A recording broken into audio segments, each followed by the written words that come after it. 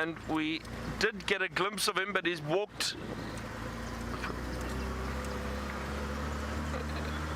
Copy. I'll probably be there in 2 minutes. And anyway, so we did get a glimpse of this male, and he walked through down between the two camps. So we're just trying to see if we can find him again.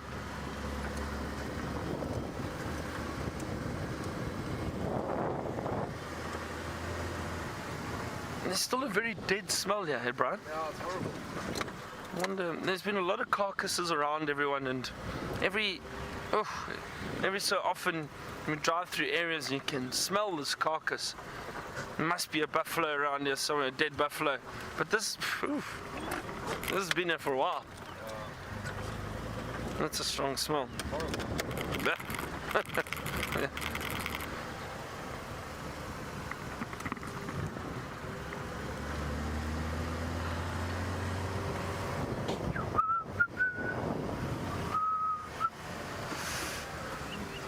And these early mornings are great. They're very early, but they are great. I mean, we're now half an hour earlier. Oh. Brian, guests always used to ask me, oh, you must get used to the early mornings and getting up, and never getting used to the early mornings. Don't be fooled, the mornings are super early. Yeah, 4 a.m. wake-ups for us, most of us. Brutal. It is brutal, but we do have long days then where we get to relax a bit and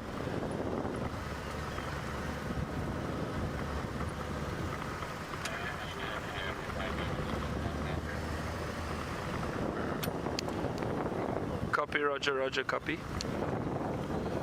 Yes, yeah. Yes. Oh.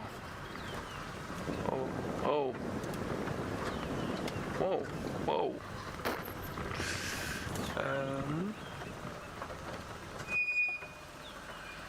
I think let us wait here. So it sounds like James can see the male lion,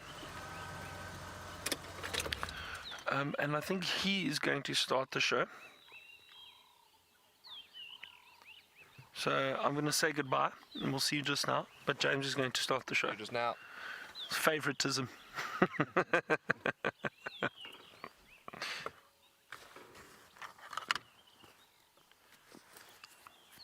This program features live coverage of an African safari and may include animal kills and carcasses. Viewer discretion is advised.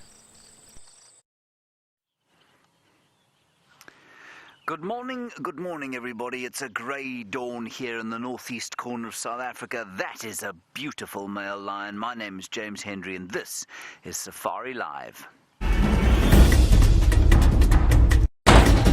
Ready.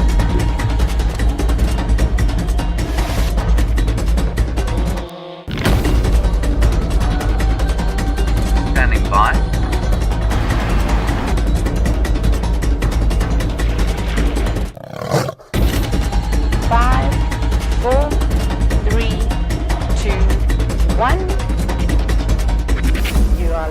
You are live.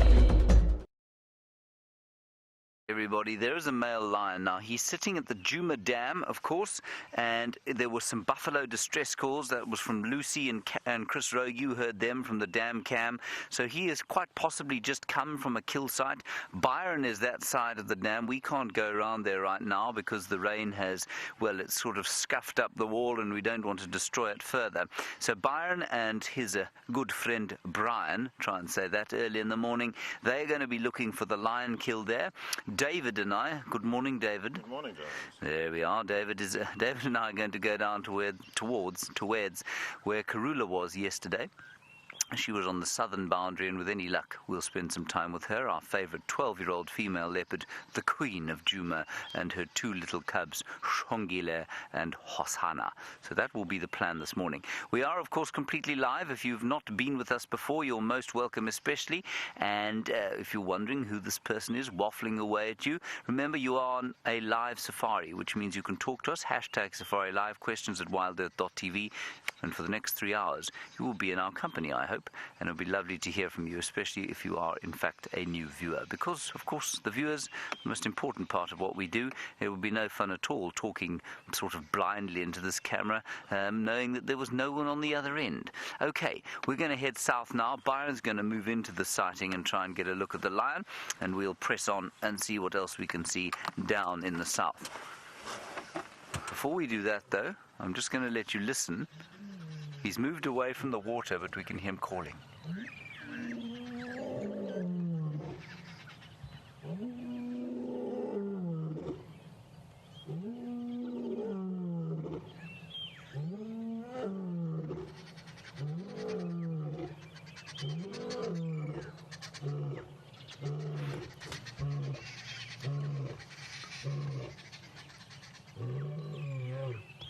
Here he is, everyone. Listening. Look at him listening, and look how fat his belly is. He's definitely eaten. He's got gore on his shoulder. He's got gore on the front of his mane. So the buffalo that was distress calling last night, I suspect a fairly substantial proportion of it is in that fat lion belly. Brilliant. Now he's heading, I think, straight towards where Byron is. So let's head away from here. And Byron will hopefully rejoin with the lion shortly.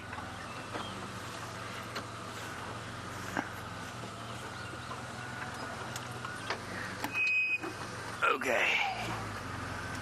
It's a good way to start the morning. It's always nice to be spoken to by a lion at 5 o'clock in the morning. Yes, everybody, that is correct. No matter where you are in the world, it's still 5 o'clock in the morning here. That is very early indeed. David, what time did you wake up today? 4 o'clock. You woke up at 4 o'clock. I mean, that's almost night time, isn't it? Yes. Yes.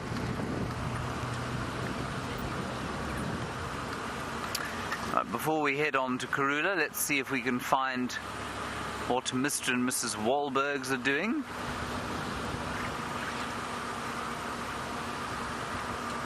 And, I mean, I imagine by now they must be pretty close to having a chick. I remember we watched them mating probably about 2 months ago now. And I think they lay the eggs a couple of days after that. And then I think it's a 28-day incubation period.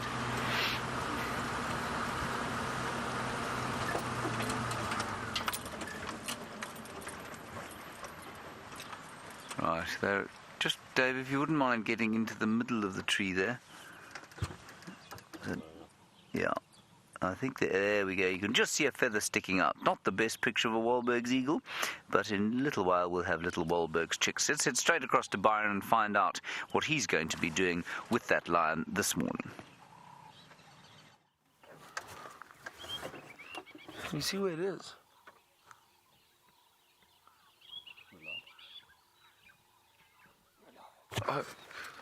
Morning, everybody. My name's Byron, and on camera with me this morning is Brian and the Thumb, and we are in search of lions and the rest of the pride.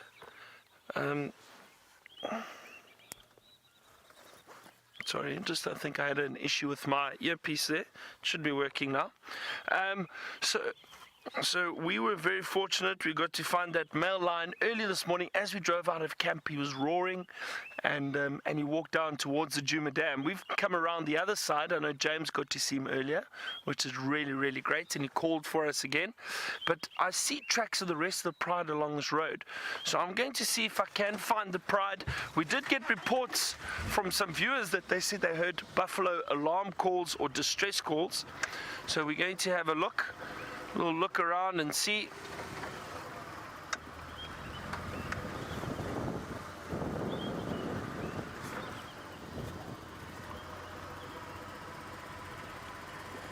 Hopefully we get to find the rest of the pride. Maybe they've hunted something again. So I'm just going to check very carefully here, everyone. Yeah, I can see the lion tracks are heading straight down this road. We're on Central Road at the moment. So let's scan very, very carefully. We had a bit of rain last night, which was nice, softened the soil a little bit. Not much, just a bit of a light drizzle. But we had such a fantastic afternoon yesterday. afternoon and evening. It really was great. Okay, there are lots of impala here. So let's see.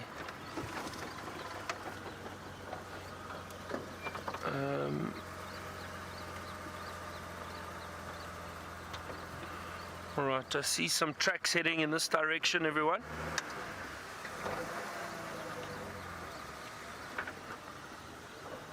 Looks like something had run over here.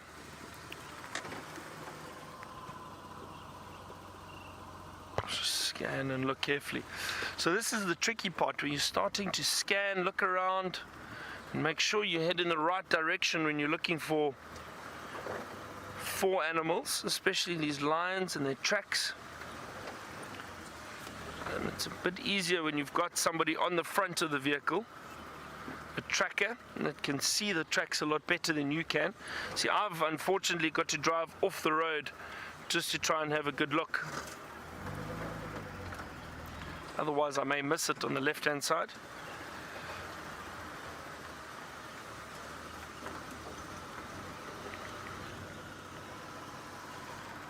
Let's just drive up here a little bit and scan around.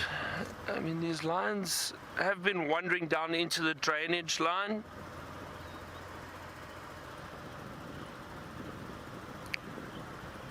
X-Ranger is saying our cat streak is day 57. That's incredible.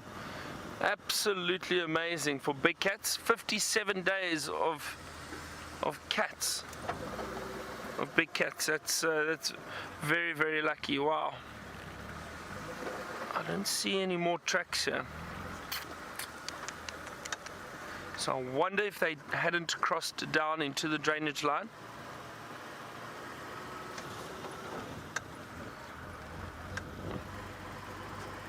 See, the thing is, you've got to check these areas very carefully, and because these animals can move all over the place. Especially if they're running and they're chasing something, they could run down into the drainage line.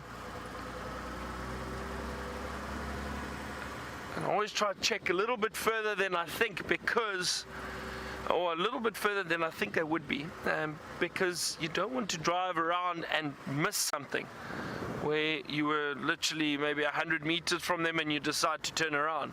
So I always just go a little bit further, just to make sure I don't miss any tracks or tracks coming out again.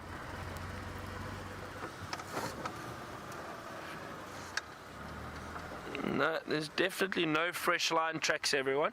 So I'm just going to turn around quickly, and I think let's check on this other side of the drainage line.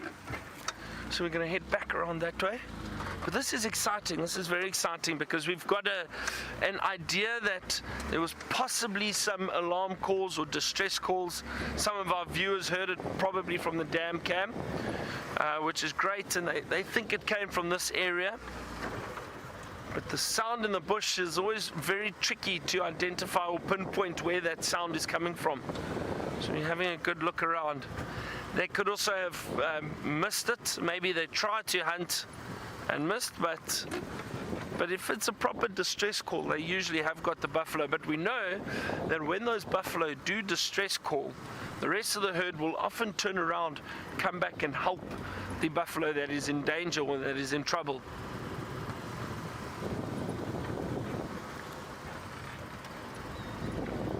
So let us see.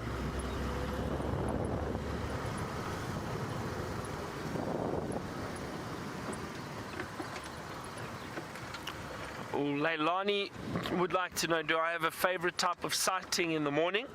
Predator or prey? Leilani, to tell you the truth, sorry, I just want to double check here quickly. Leilani, there is nothing better than a male lion calling and that roar in the morning. It is just incredible. That has to be by far my favorite. It is amazing. Such a loud sound. It's just incredible. It goes right through you.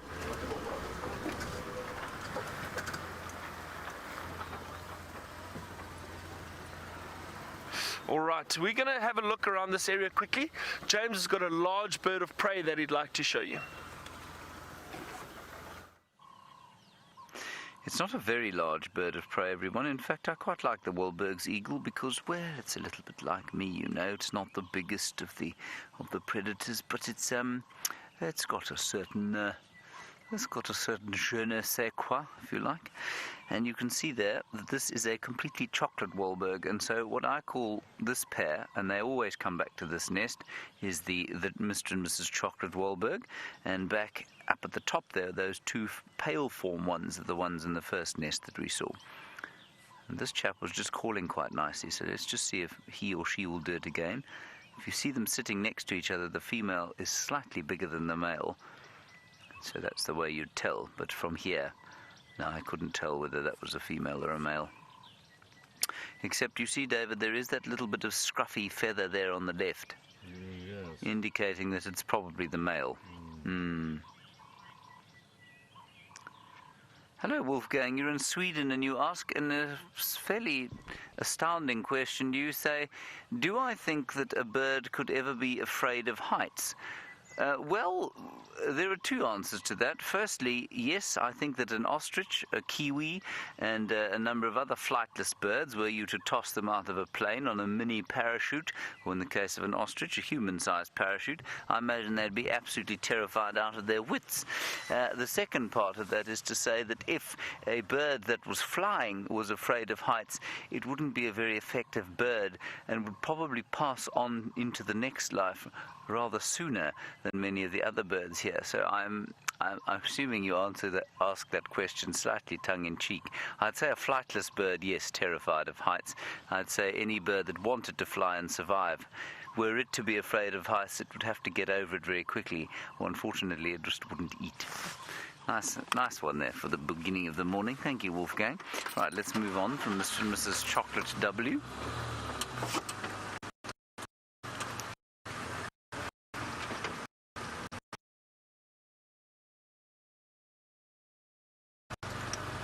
I think that's why that one's shouting. It probably is the male shouting about the fact that his wife has deserted him at this so early in the morning. Him to look after the kids, which he thinks is very unfair. The kids at this stage probably just two little eggs. One egg, sorry, they lay one egg. Very seldom two. Right, we're approaching Twin Dams now, and we had some rain last night, I'm told. I, unfortunately, did not wake at all, but Byron came bustling into my room early this morning to tell me that there had been rain. I, of course, sent him out as fast as he came in, because in the morning I like to have my coffee in silence, and, you know, Byron is very exuberant in the morning. One needs to awaken to him slowly.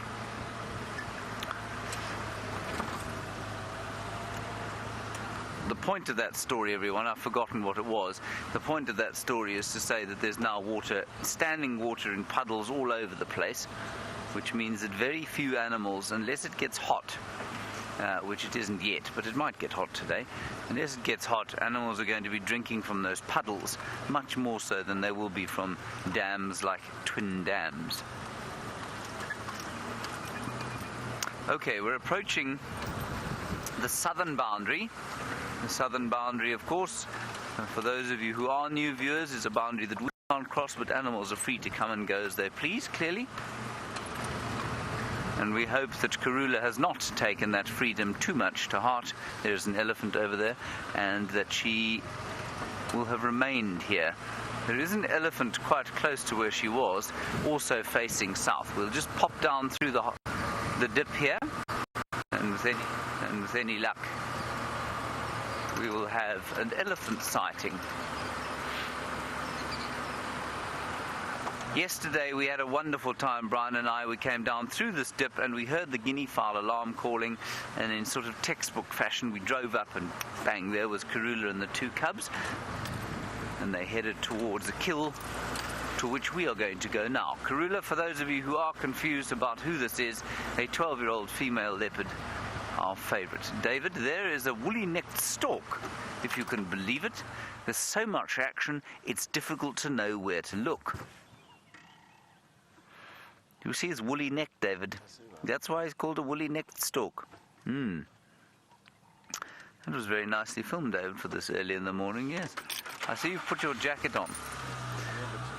David didn't want to put his jacket on, everybody. He was showing us how tough he is this morning. It is 21 degrees Celsius, apparently, 69 Fahrenheit. It feels a little chillier than that, though. I, of course, being not tough like David, put mine on immediately. We'll just nip round the corner here. The elephant is standing in the middle of the road, not too far from where Karula was.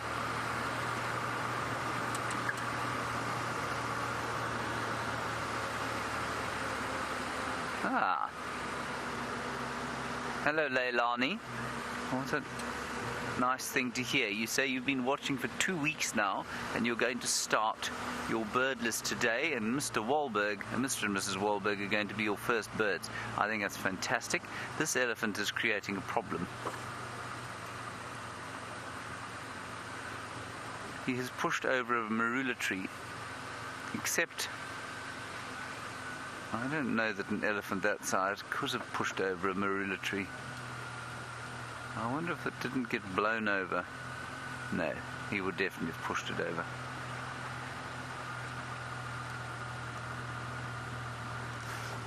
Slowly move up towards him.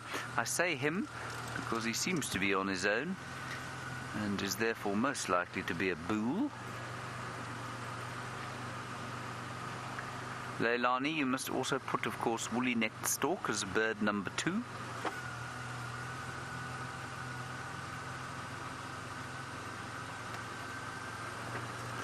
Now, there's something very interesting about this here. I'm just going to park where I hope we can get a decent view of him. I'm sorry, David, it's not the best view in the world. We'll just let him get used to us, and then I'm sure he'll let us get closer. Here we are. Alright, now what we don't want to do, everybody, is give him a fright. So we'll just talk very soothingly, like this. Now this, interestingly, is a marula tree. It's quite big, for I would have thought for an elephant this size to have pushed over, but I'm not sure what else could have happened. And what is interesting is that it's a marula tree. Now they will browse on marula leaves, which is exactly what he's doing. But I have a theory that elephants know which are male marula trees and which are female marula trees. And they don't push the females over, and they also take less bark from the females because they know that those are the ones that produce their fruit. And if I look around here, you can tell if you're exceptionally clever, you can tell from looking at the edges of the branches whether it's a male or female tree. I have yet to manage to do that. But you can tell if it's male or female by looking around the base to see if there are any pips from the fruit. I don't see any right now, so I'm going to, at this stage, use this example to corroborate my theory and say that this is a male tree that he's pushed over.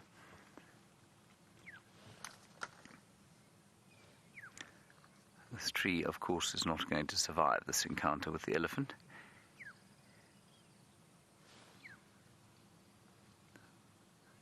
It wasn't very clever of you, elephant.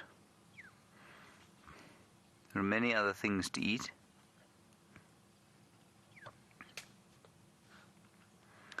And this, of course, one of the huge reasons, I think, that this area was once much more open than it is. Elephants push a lot of trees over. Is that a wonderful shot? That's fantastic, David. Look at that.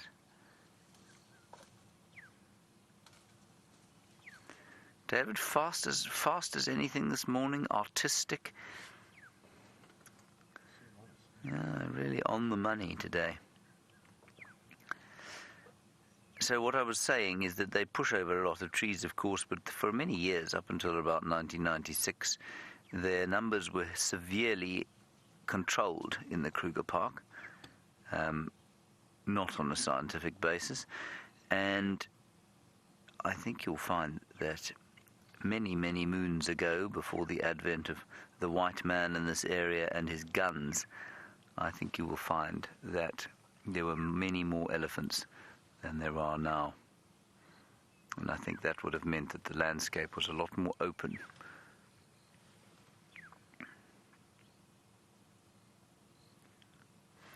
Now, Karula is not far from here, only probably, well, this is if she's still here, probably about 200 meters or 100 meters. In fact, I can see the tree. I'm just going to look, the tree under which she was yesterday.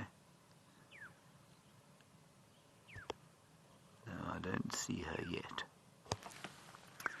Right, we're now going to try and get around this fellow. I just want to get to the leopard before the rest of the game drives become too enthusiastic about getting mobile. So let's see if we can sneak around here without causing him too much consternation. He's being particularly confiding with us, which is very nice of him.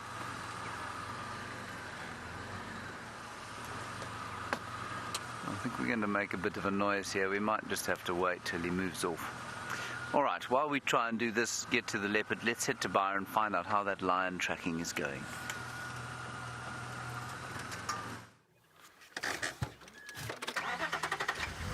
The line tracking's not going well just yet, James. I've got their tracks here, but I can't see which direction they've gone. Just trying to have a look. Oh, just want to see that male has moved out of the dam. I can hear him. Sounds like he's coming closer towards us.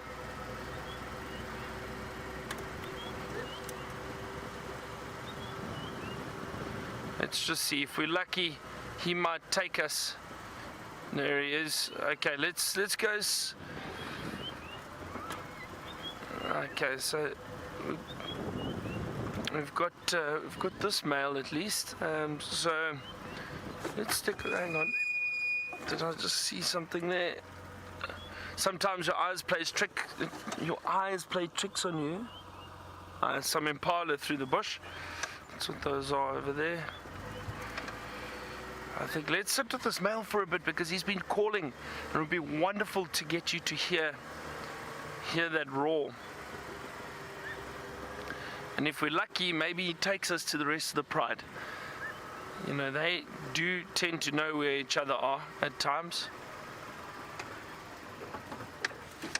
Yeah. Right there, Brian, is that good?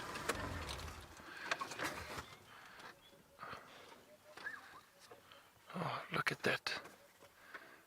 Afshin. John, Afshin.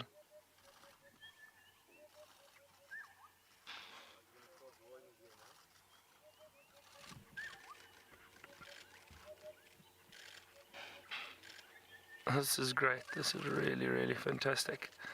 We've got some guests who are keen photographers here at the moment on the vehicle. So they're getting some great pictures. But look at him. Oh, that is really, really beautiful. And I'm hoping that he calls again for us. And that all that communicating, all that roaring is basically to find out, for one, it's a territorial call. And I think this male is also using it to try and locate the rest of the pride. Find out where the Nkuhumas have gone. Where are they? Have they got food? That's probably what this male is interested in. See how he's looking around and he's listening. There's some impala that have been alarm calling, the ones that we saw. And they've stopped now. There you can just hear the snorts, I think, every now and then. Hang on, everybody, here he comes. If he does walk past us, I'm just going to stop talking, and I think he is going to.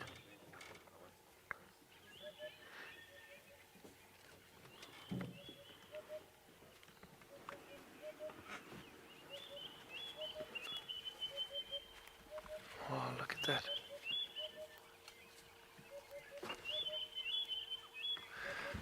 That was fantastic.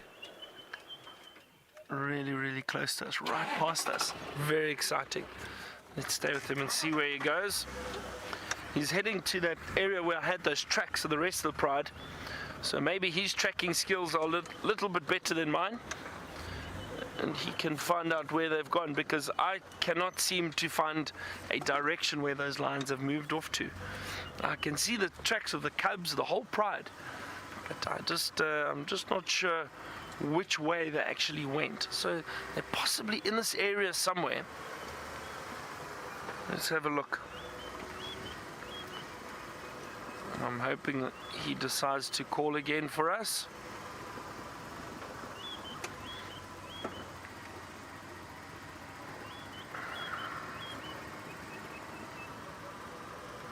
It's a lovely morning, nice and cool.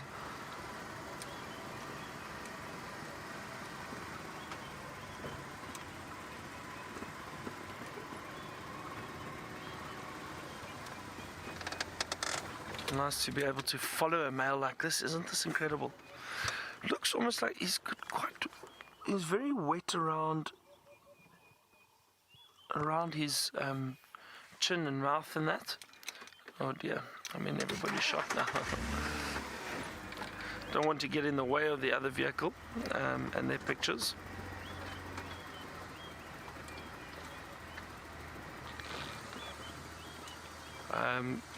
With photography, everyone, listen. I thought he was going to call there. So when we are following animals like this, when we're following lions and we've got other vehicles and keen photographers, always have to be mindful not just of where you position the vehicle for your guests, but also for the other guests. You don't want to get a vehicle in the shot directly behind the lion. That's not ideal, so we are very, very careful where we do position our vehicles, keeping into consideration that the people want to photograph these animals. Let's see where he's going. He's now going down into this dense thicket, and I think the Nkuhuma Pride were around here yesterday. I know they were struggling to find them at one stage. Taylor managed to find them, and I think they were in this area, and it was a bit tricky to get through there. But they were around, so perhaps they came out, tried to hunt and chase something back down in towards this drainage line.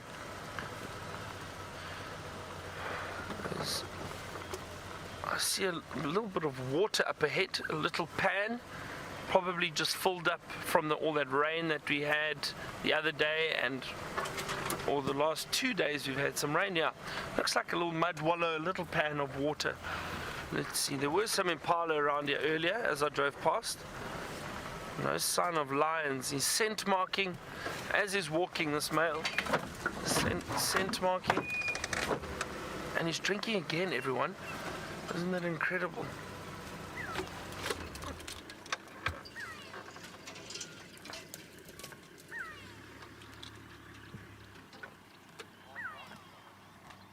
I mean, he just had a drink, I know, at the dam where James was.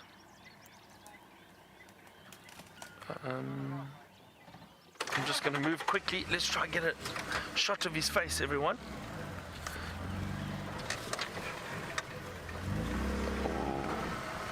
Just give me 1 second, just before we cross over to James. I just want to show you this male leopard from this side quickly. I mean, this male lion from this side. Ah, there we go. Look at that, everyone. That is really, really beautiful. To watch him lapping up the water. And when these animals drink, they drink a lot. The reason for that is, look at that tongue. If you look closely, see it curls backwards. And that's how they lap up the water. So with that tongue curling backwards, they actually don't lap up a lot of water. So when they do drink, they'll spend a lot of time with their heads down, drinking, lapping the water up. And then after a while, they'll eventually move off. Okay, so we're going to try to stick with this male. James sounds like he's found the leopards.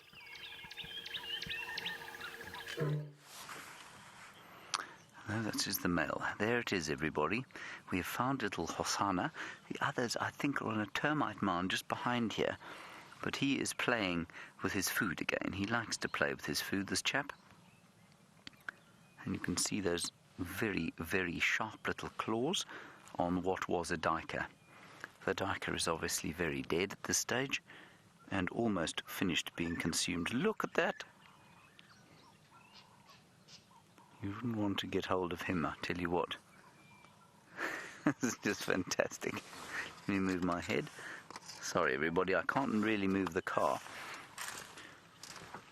We did struggle to get away from where we were before. I got us a little bit stuck, but we're out now. Approaching south of Gerald. Oh, this is fantastic. I'm just going to quickly call in that we found these leopards.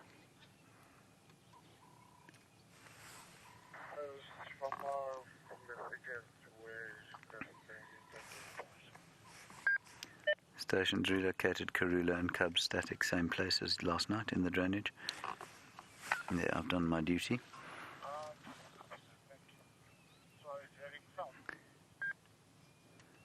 Now he is playing, but all of this play behavior, of course, hugely important because it teaches him how to move a carcass. It'll teach him the lessons he needs to know when he eventually comes to hoisting his own kills.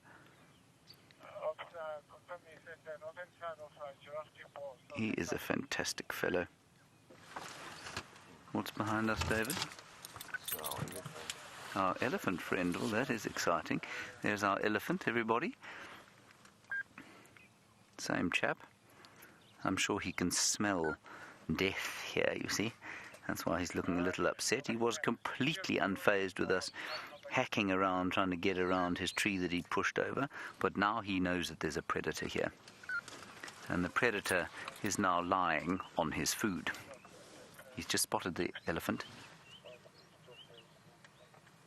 Now the elephant's coming slowly towards us. See how he looked towards his mother? You can't see his mum, but I can see his mum now. She's lying on a termite mound, really not far from here. Elephants do not like predators, especially lions. I think they probably have a sort of gentle understanding with leopards. Excuse me. But leopards have absolutely no doubt as to who's in charge, nor do lions.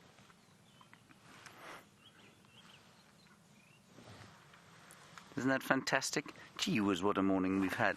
Lions, leopards, elephants, leopards and elephants in the same sighting.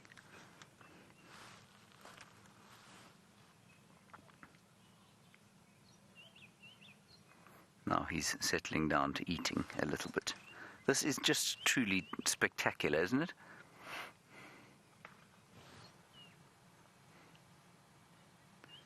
I'm just keeping an eye on that elephant while you watch the leopard.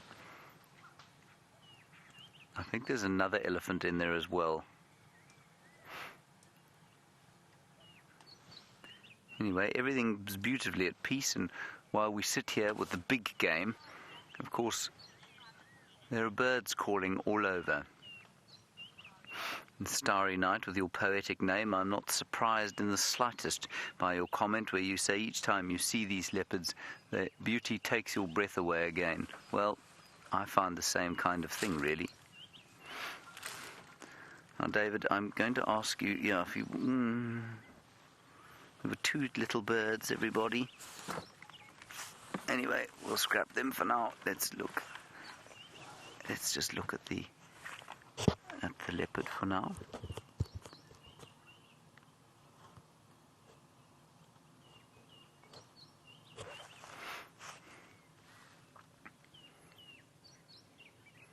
The 3-3 male is what he'll be known as eventually.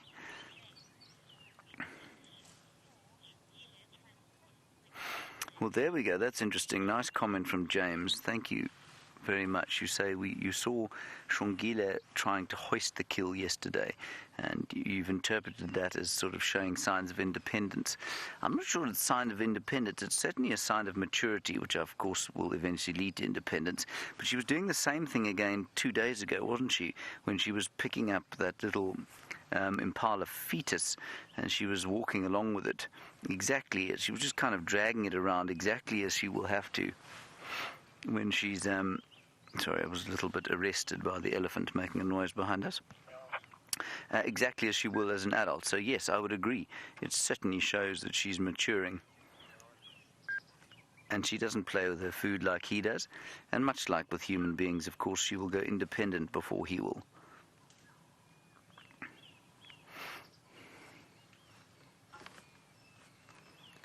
She's getting on with the serious business of living. He's just enjoying the comforts of home. If you are a sensitive viewer, perhaps you find this kind of thing a little bit gruesome. I do apologize for it, but I'm afraid that is what happens at these kills. Suffice to say that Dyker doesn't feel anything anymore, does it, David? No. It hasn't felt anything for about 24 hours now.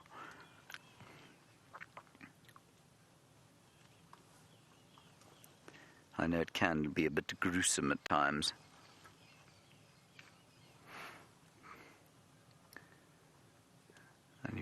just be able to hear him chewing.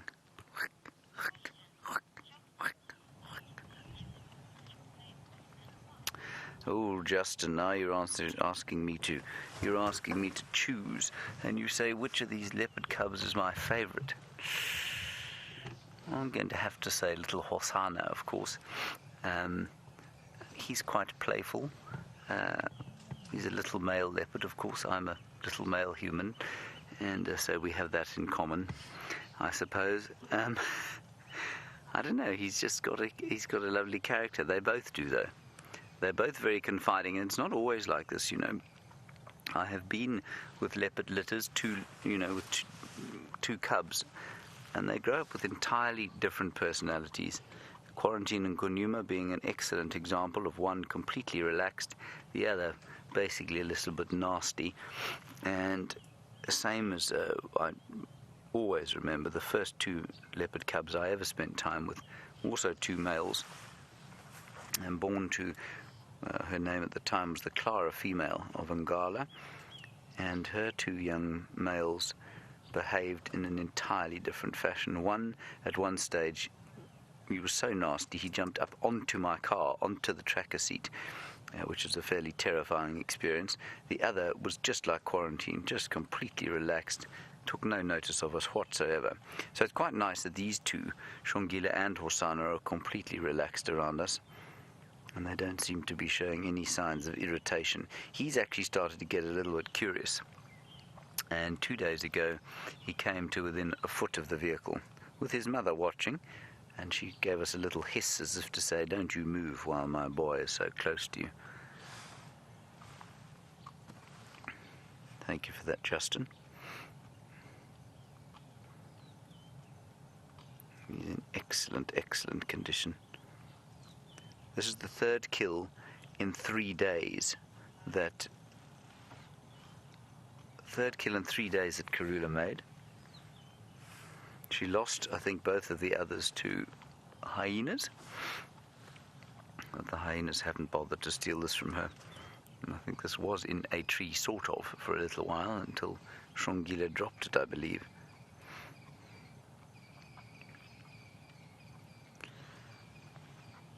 Now we'll try and go and have a look at the others on the termite mound shortly, but we'll probably disturb him. Dana, you say you know this has been asked before. Well, Dana, you know I ask many questions many times over as my memory starts, it's always been fairly poor. So don't worry about it. You say, when will they become independent? We don't know for sure, but we know that the male, probably not much before 18 months. In fact, could be after that. The female, the earliest recorded time is 8 months. She's now 9 months old as of yesterday. And so it could be any time from now. But I would say she'll probably hang around for about a year and then slowly start moving away. Now, it's interesting. This is actually the first pair that I've watched. Yeah, where one's a male and one's a female. It's the first opportunity I've had to watch them go all the way to independence, which hopefully we will do here. So it'll be interesting to know if when she disperses, whether he does the same because she has, or whether he spends much more time with his mum, and I suspect it's going to be the latter. And when I say when she disperses, she's not, of course, going to disappear. She will just slowly start spending less and less time with Karula. She'll wander a bit further afield. Her mum will stop being that affectionate towards her, and then she'll start to make her own kills, and it'll all be close by, and slowly she'll kind of wedge herself into a territory either north or south or east or west of Karula's, and she'll push up against Tandi to the south and east. She'll push up against Shadow to the south and west. She's already been squeezed. And to the north, she'll push up against Shiluva. And so she'll wedge herself in there, and the territories will move around. I suspect quite strongly that she's going to take the northern part of Djuma, because I think her mum has moved quite a lot into the south. Oh, wow, look at him, hey? His eyes have got more yellow, you know. They started off very slightly blue, and then they went very pale quickly. Right, Baron has managed to re-find the male lion. I'm not sure about those buffaloes, so let's go and find out if he is eaten and where what he has eaten is.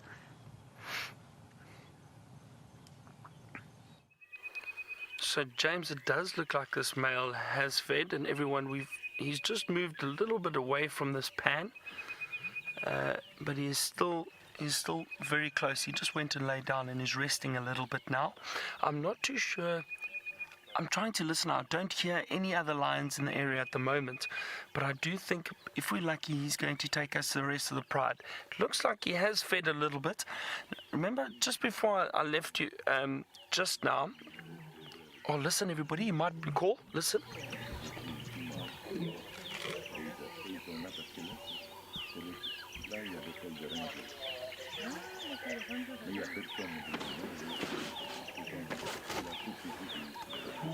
Listen, here we go, here we go.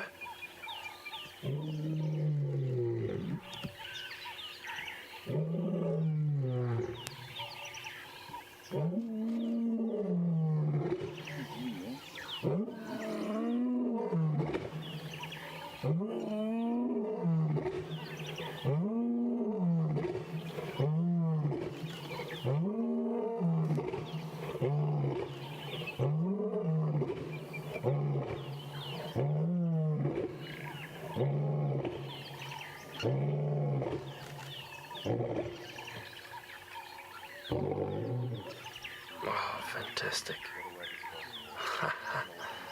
That was incredible, everyone. Really, really wonderful. Now that male again is roaring to find out where the rest of the pride is, but no one seems to be answering him.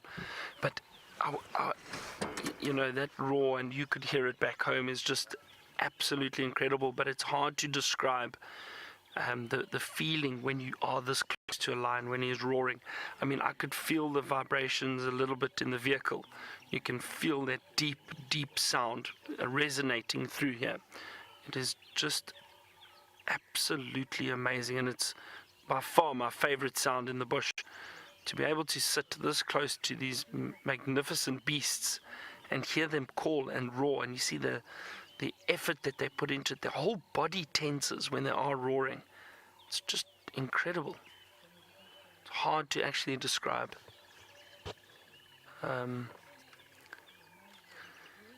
I wonder where. So as I was saying, it looked like there was a bit of reddish coloration around this male's chin, or under his chin.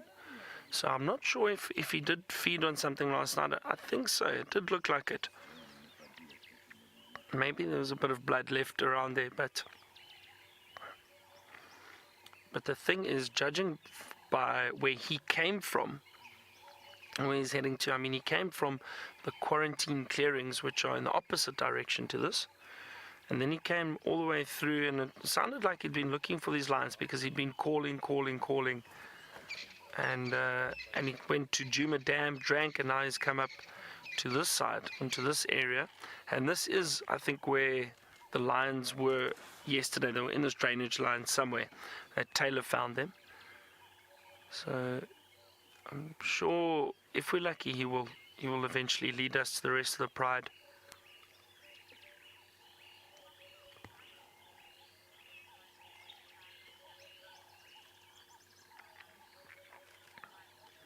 Michael, you say even sitting at home, every time you hear this, it sends chills down your spine. It does. And I must be honest. For me, it's a very emotional sound, and I don't know why. It just what's the best way to describe it? It just hits home with me every time I hear a male lion roar or lions roaring. And to get this close, I'll never forget the first time I really heard it. It brought tears to my eyes. It's just such an incredible sound, and to be able to experience it is amazing. So I know exactly what you mean, Michael, and what you're saying. And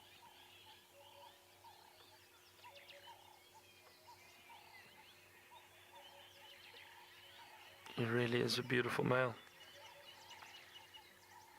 I've been fortunate enough to see a coalition of 4 big males just in the south of where we are now. So they kind of losing a bit of their territory now. They're called the Majingalan males, and these males were territorial and covered a huge territory within the central part of the Sabi Sands. And we got to see these Majingalan males, all 4 males, lying in a line about a meter apart from each other. They were all facing us, and we must have been about 30 meters away from them, just to give them a bit of space. And these lions roared together, facing us. It was one of the most amazing things I've ever heard. All 4 big males roaring at the same time.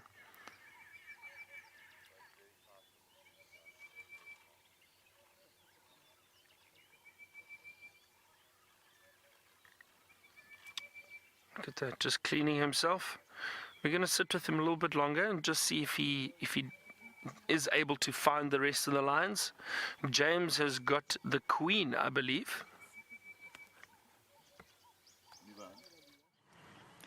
Yes, we do have the Queen, everybody, and we're whispering because Her Majesty is asleep and we don't want to wake her up. I am, of course, talking nonsense. Her Majesty doesn't mind if I talk normally. She's very full of duiker, and she's got her nose resting up against a termite mound for a pillow, which is not very royal, of course. There you can see very clearly the wow spot pattern on her forehead. And you can also see the 4 spots on the right-hand side there that she's got. Her left, our right, just above her whiskers. 3 in a row, 1 small one up above. Almost exactly the opposite of what Shongile has on her right-hand side, our left. That is gorgeous, David. It's gorgeous. Now, Hosanna is eating just to the behind her, just into the drainage line there.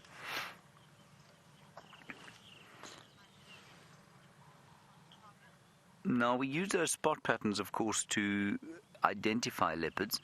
That's kind of the convention. You use those ones just above the whisker pattern, above the whisker line, but you don't have to. You can use any of the markings, and many of our viewers, of course, have found some elephants shouting there.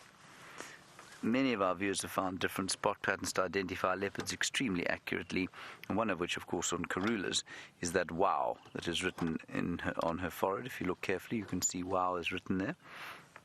So Ellie's just over there. Nicole, I'm going to get to your question now, and that's Shongile with Karula. There's some elephants over there. Nicole, you want to know if leopards ever have identical spot patterns? Anyway, they do. Well, not identical, but they often have the same number. So, for example, what's a good example? Well, Hosanna is going to be a 3-3 male. I'm just trying to think of another 3-3 male. I can't think of another one, but they're around. But the arrangement of the spots is almost always different, Nicole. And then, of course, they live in totally different territories normally. And very nicely, Kirsten just reminded me that Quarantine is a 3-3 male as well. So, and the 2 of them are adults. They will both be 3-3 males, but the arrangements of those 3 spots on either side will be slightly different, and they will be in different territories. So it really it's not difficult to identify them. And Quarantine's a case in point where the viewers have noted 2 different spot patterns on him, other than those 3 spots above his whiskers. There's the landing strip up his back. He's got a very symmetrical arrangement of spots up his back, and then also he's got a sort of pound sign on his head, which I have stared at and failed to see, but everybody I know who looks at him tries to point it out to me. So he's got a pound sign on his head, and those won't change, of course, because as we know, David, as the adage goes, what is the adage, David? I forget. A leopard does not change its. There we are. Well done.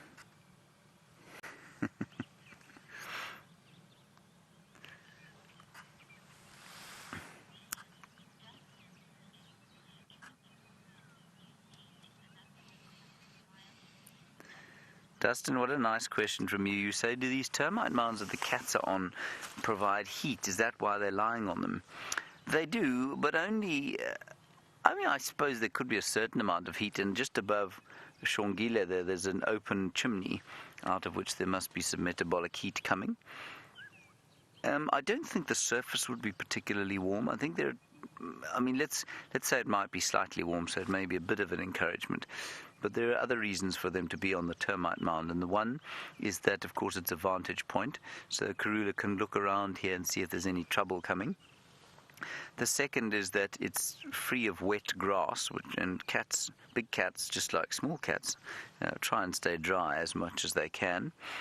And thirdly, with all of those little chimneys and things, they allow her to remain fairly well disguised if she wants to. If she puts her head down, she can hide behind them. So I think it's much more for security that she's on the termite mound and comfort than it is because of the heat. But it's certainly not impossible that she'd be seeking out the heat. Oh, right, Byron has got the quintessential sound of the African wild.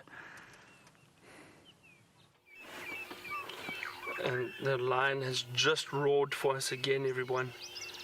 Really so special. He stood up, he's turned, he's now facing, well, he was facing us for a second, and he's just changed directions. You see how he's looking? He's constantly looking. He wants to find this pride. So it'll be interesting to see if he does. But look at that belly, everyone. He has fed. Look at that. It's huge. He has fed, and I think also that is why he was drinking so much water this morning.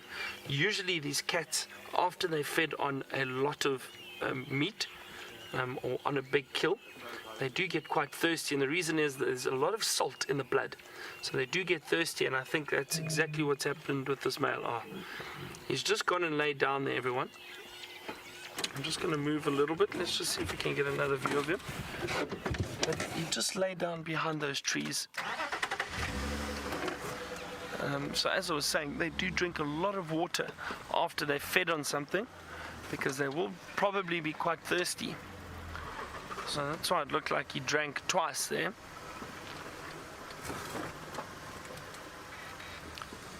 Can you see that, Brian? All right.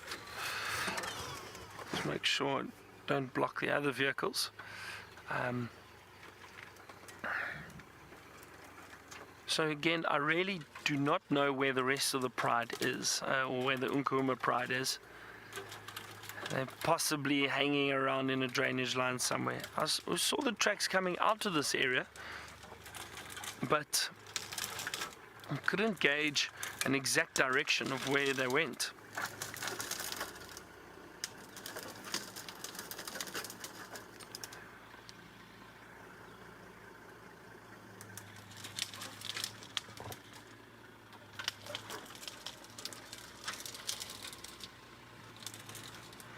Rob, you want to know how far this roar can be heard from. Now, Rob, a big male lion like this on clear days and where the sound carries a little bit more, probably up to about 10 kilometers. About 10 kilometers or so, which is really far. Now, the lions could possibly hear it from even further away, but I think we are able to hear it from up to 10 kilometers. If you do hear one or two males giving a proper full roar, and on a clear morning, you can hear it for quite a distance, which is really incredible. If you think about it, that's immensely far. And that's also why occasionally it can be a bit tricky to really pinpoint where they're calling from if you do hear them on clear days. And winter, I find it very difficult. I was guiding in June, July, August, and we'd hear lions calling, and we'd hear leopard calling, and just to gauge where it was coming from was so difficult. I found it very difficult. It also helps if you do know the area a bit better. You can know where the roads cross, where the junctions are, where the animals could possibly be moving. where the water is might make it a bit easier to pinpoint an area, but in winter I do find it a lot harder to pinpoint where the calls are coming from.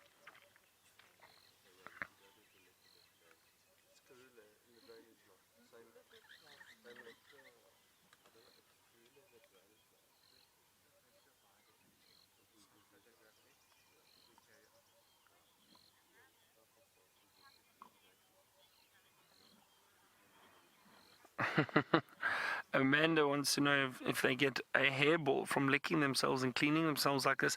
Amanda, I would expect so. I don't know, I've never seen a lion with a hairball before, like a domestic cat, but their tongues are very, very rough, and I wouldn't be surprised if they pull off a lot of hair when they are cleaning themselves. So possibly. Excuse me, everyone. I just want to chat to some guests there. It's tricky to get in. It's very thick. It's in a drainage line. To be honest, photographically, it was difficult yesterday. I wouldn't rush there here. Maybe go past and have a look, but it was difficult yesterday. Sure.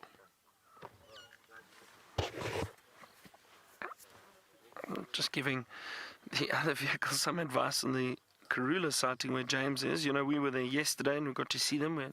Lovely sighting, but it was a bit difficult for vehicles to move around, and we're lucky we've got the camera that can focus on them. But for photographic safari with guests taking photos, it can sometimes be difficult.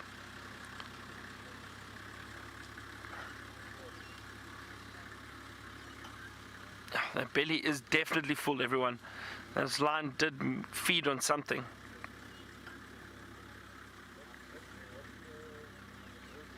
And Stephanie, you want to know, how do the trackers on the seats on the front of the vehicle, how are they, or how do they not get bothered or charged by animals and that? So Stephanie,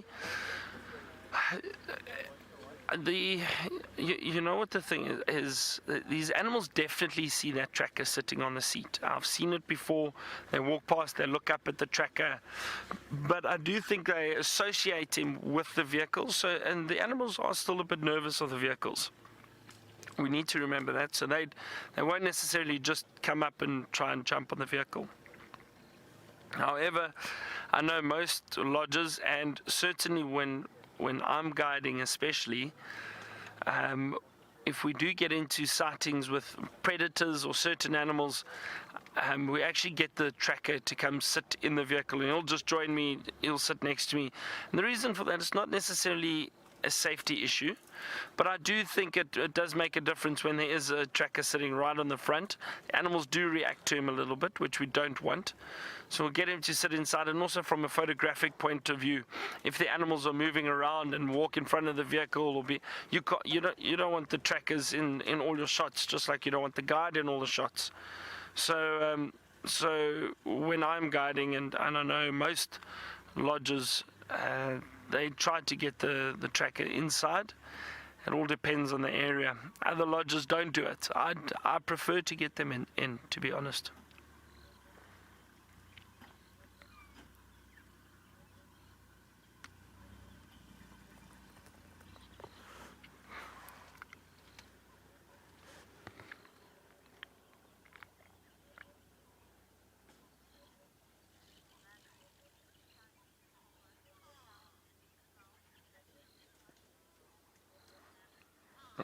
Peter, you want to know how these animals find each other, or these lions will find each other. Would they use a combination of the sound and smell? Definitely. Peter, their sense of smell is so good that they're able to pick up on the scent of the pride very, very easily if they're in the area or when they've been around. And that's exactly how they're able to find each other. So it would be the sound for one, and it's incredible. I've seen lions roar once or twice, and the other lions that they're looking for possibly to return the call once, and they walk 2-3 kilometers to that exact point where those other lions are. They know exactly where they are once they've heard them, which is fascinating. but they will definitely use both. Their sense of smell is incredible, so they would use the sound and the smell.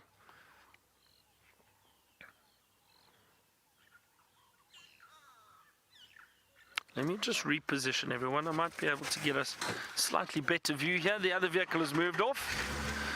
With all the photographers on it, I think they got some really great shots. All right, let me just get another position. James is still with the leopards. Let's see what they're up to.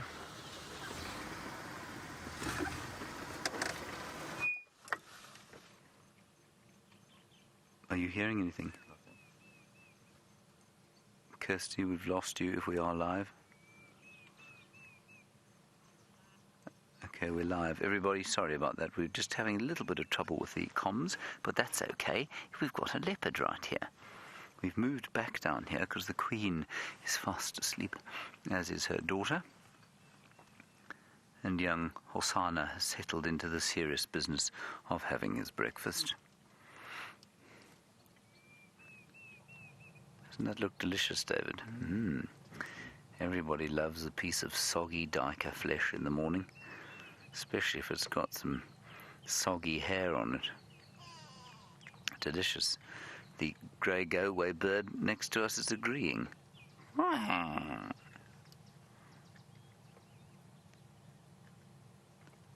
That's another one of Byron's good calls, of course, the grey go-away bird. It is an excellent rendition. And also in the background, the lovely summer sound of the Diedrich's cuckoo.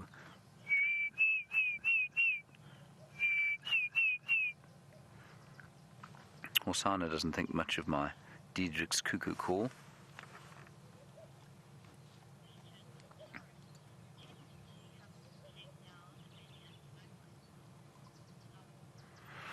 Now, Lauren, a very good question, and it's specifically good because we're going into the lambing season. You say, do I think this cub could take down a small antelope? I think that he's big enough to take down a small antelope or a baby antelope. Do I think he has the skill yet? I'm going to say no, I don't think he probably does. I'm fairly convinced that by now, between Shongile and Hosanna, they've probably killed the odd bird. Certainly they would have eaten a lizard or two and the odd termite. But I think that possibly onto birds now. I think by the time, though, the lambing season comes, which is going to be in about, well, I mean, we're almost there, say 2 or 3 weeks, say a month or so into the lambing season, it's going to be a perfect time for these leopards to learn how to hunt small antelope. There are going to be lots and lots of baby impala around. They'll be just about at the age where they're able to start stalking and making kills.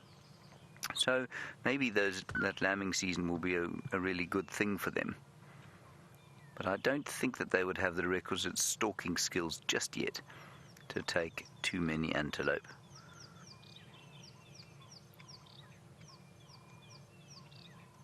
And should also not forget that he's getting lots of nice protein from those flies, isn't he?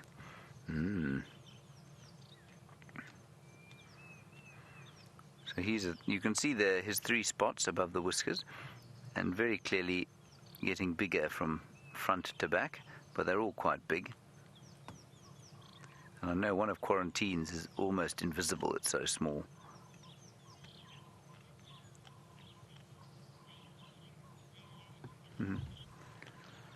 Melinda, you're wondering about milk teeth.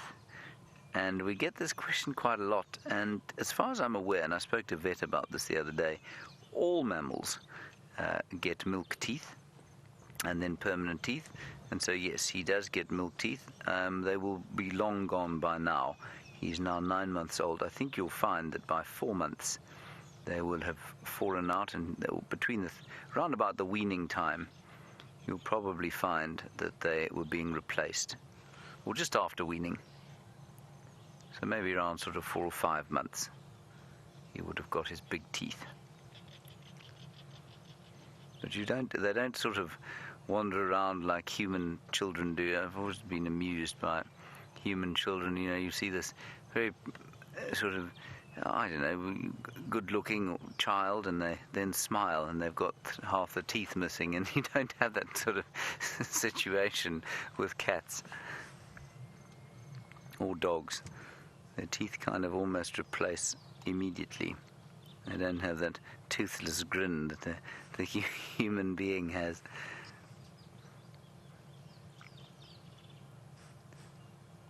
It's some time since I lost my teeth, David.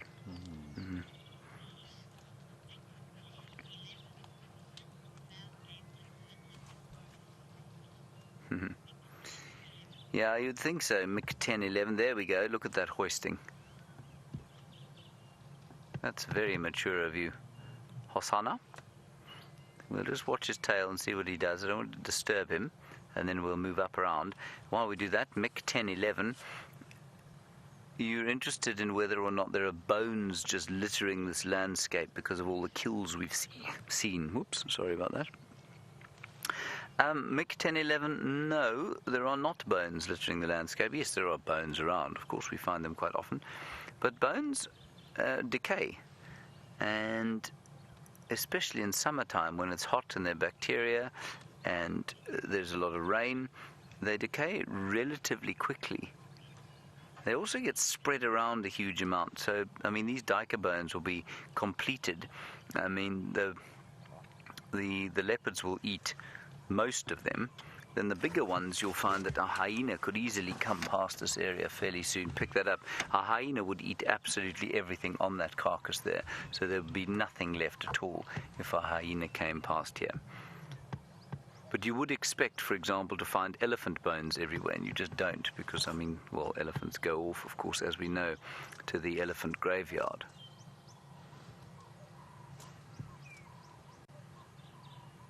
They don't really. But they go onto rivers normally when they get very old and they die there, and their bones eventually kind of get into thick bush and sometimes into the water. So we don't find a lot of elephant bones around. Yeah, it's interesting. Not a huge bone site. Okay, we're going to move forward. Let's try and pop out of the drainage line here. And while we do that, let's go and find out what the lion's doing with Baron. And this lion is doing very little at the moment, everyone. He's laid down and he looks like he's not interested in moving. He gave one more call again, trying to find the pride, but still no answers. So I'm not sure where they have gone, where they disappeared to. Could possibly be in one of these drainage lines somewhere around here. But what I'd like to know is what he fed on last night. And look at that belly. Gee, it's full. Very, very full. He's breathing quite heavily too. And that's also a sign that they're full. So both, all this side now, you just try and get across here. It might, I don't think you're going to get this.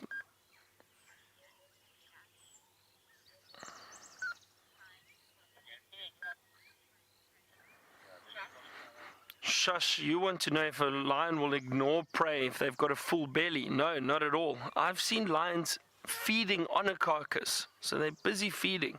Something's walked past and they jump up and try and hunt it. So they are so opportunistic if something had to walk past or was close by. And we've seen it with the Nkuhuma pride. They've fed on a buffalo every day just about for the last week. You know, they even though they're full, they still hunt. The other day they had killed a buffalo not far from Djuma Waterhole. Then one or two of them went down to drink, and there was a buffalo there, and they ran and they hunted and killed that one. And they finished both carcasses within 2 or 3 days, but it just shows you that even though they're full, they will still hunt.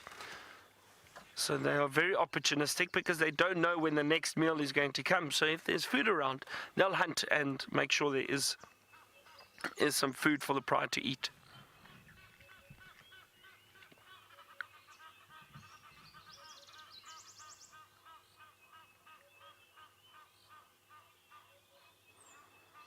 Oh, this male looks very relaxed now. Couldn't find the rest of the pride or his brothers. And lions will often do that. So maybe the pride has got a kill somewhere, which we suspect. Maybe they've got a kill somewhere, and and they don't want to share, so they're keeping very quiet, so they don't have to share with this male, because if he does go in there, even though it's full, he may still want to feed a little bit. And as I've mentioned before, when these males come in and meet up with the pride again, even though those cubs are theirs, those females are still very protective. And the reason for that is these males get very aggressive when they are feeding. It's just instinct. It's, survival of the fittest. I must get some food. I must eat. And then if there's cubs around or females around, these males get aggressive, often hit them, or growl and bite each other. So at times the females are nervous when the males do enter back into the pride, and then eventually they'll calm down again. But just to make sure that there's no aggression and no danger towards the cubs. Look at those beautiful paws.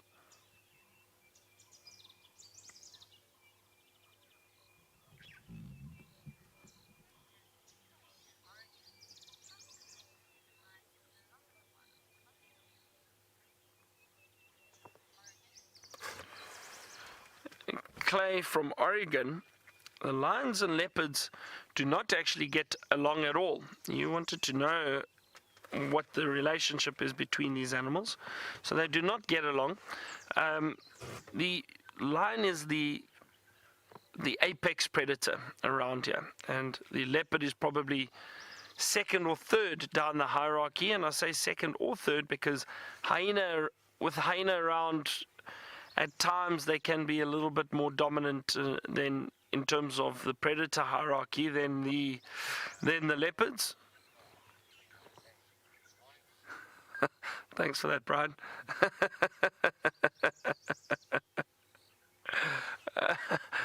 Getting to know the anatomy of the lion. Embarrassed? No. Embarrassed? Oh dear, Brian.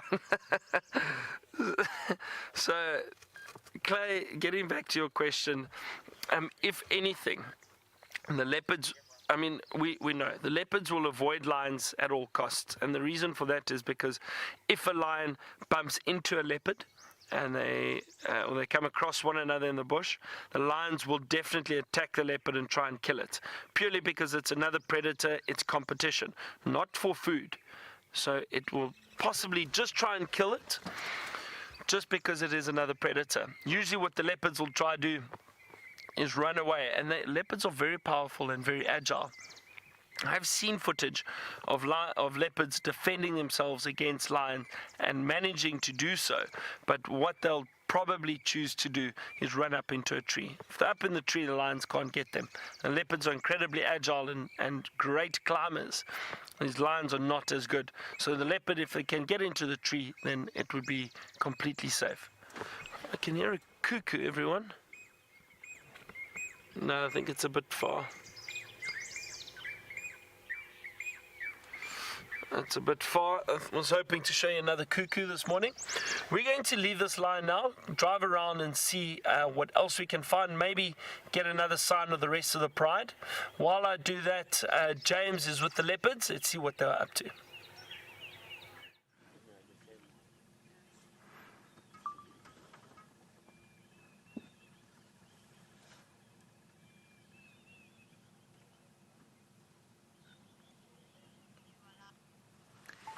Right, I believe we're live, everybody. Sorry, we are struggling a little bit with our comms today from the final control. But the leopards are now fast asleep. The male, I'm afraid, we can't get to. We can see where he's shaking a bush. There, he's down there shaking a bush. There he is. So I'm afraid we can't get to him at the moment, not without disturbing the queen. And we're not alone here, of course. We had the elephants earlier. There are also some zebra making their way towards us, which we will just have a quick look at to show you that we're surrounded by wildlife.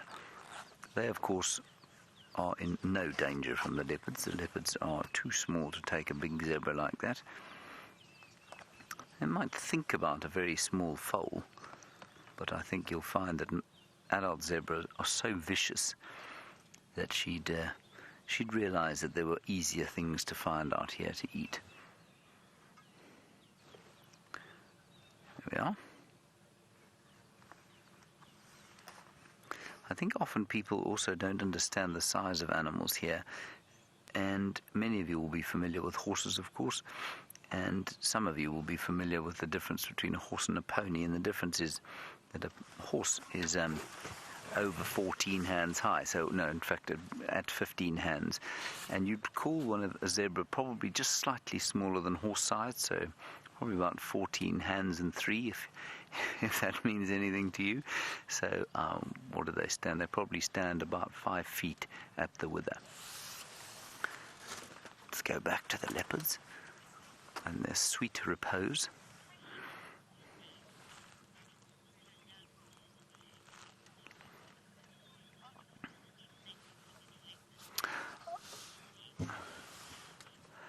Hello, Wendy. You're wondering about the awful day, which we know will come, when Karula shakes off this mortal coil, pops her clogs, starts pushing up daisies. You're saying, what's going to happen to her body? Well, I think it will probably lie in state for about 2 weeks, after which there will be a funeral service in the Cathedral of Hoedspruit, and then she will be laid to rest in the royal tomb of Acornhoek Abbey. I'm, of course, talking absolute nonsense now. The thing is, you're asking if we think that she will be collected and then stuffed for all to see. It is my fervent hope that Karula will remain unstuffed for the duration of her expiration, if you like. What will happen, in all seriousness, is that it's unlikely we'll find her. I have never found, if she dies of natural causes, if she just dies of old age or gets too weak to protect herself, she will normally go away to die. We've seen this with, I don't know if they'd go away to die necessarily, but you certainly see it with house cats, you see it with dogs, where they seek out privacy. And certainly the only other leopardess that I've known been around when she's shaken off this mortal coil, as it were, has been the 3/4 female of, look at this, Karula's provoking her daughter, it's so cool. And the 3/4 female down at Londolozi was 17, and she just disappeared. And so it's highly unlikely that if she dies of natural causes that we'll even find her. And I think that's such a nice way for them to just go quietly in privacy, unharassed, and they go off with dignity. So there will definitely be no stuffing of Karula's body if we do find it.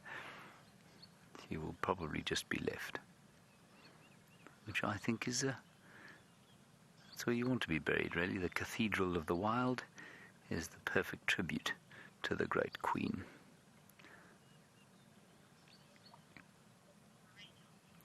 I'd love to say that the term Cathedral of the Wild is mine, but I'm afraid it isn't. But I will use it liberally and eventually convince myself that it's my own.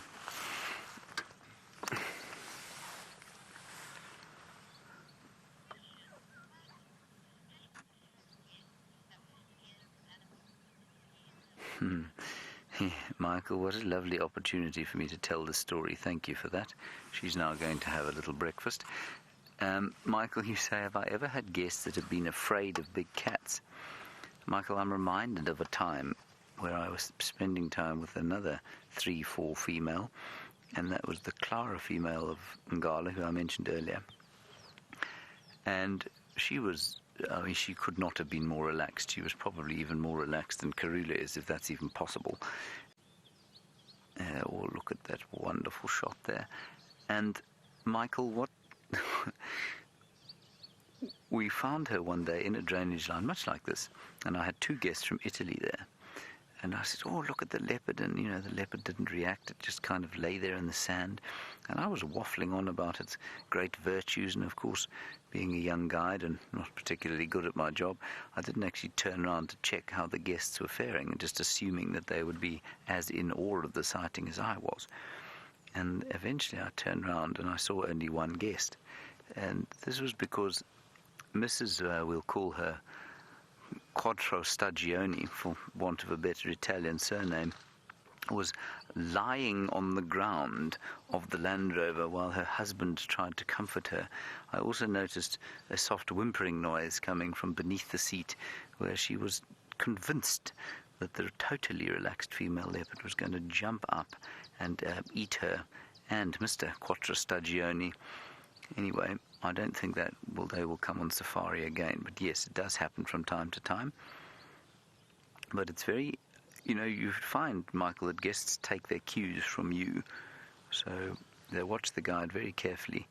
And if the guide starts to behave like he's in mortal danger, well, then they start to show fear. But otherwise, they don't worry too much. That was the most obvious example that I can think of, but there have been plenty others. Not often with whimpering, though. Winter Prism, while that childish leopard moves off, you want to know if children are allowed to come on safari. They are. I never recommend that a child comes on safari before they're sort of 10 years old, because I think the experience is kind of lost on them. And of course, if you're on drive, it's not high action all the time. There's a lot of the small stuff that is, while it's very entertaining to you and I, a lot of kids find it a little boring. So I wouldn't bring a child on safari before they're 10. And we used to have a policy that no child on game drive, unless it was a private Land Rover with the family, before they were 6 years old. Simply because they do tend, kids make a noise, and that's absolutely fine that kids make a noise, but it does make the animals react, and especially predators. Predators will react to a mewling child. They can pick that weakness up immediately, and it's quite distressing to watch an animal with a child cries on the back of a car to sit up and look for the source of the kind of the crying and the weakness. That's a little bit disturbing. Okay, we're going to move now and see if we can get another view of the leopards. These elephants are still feeding off in front of us there.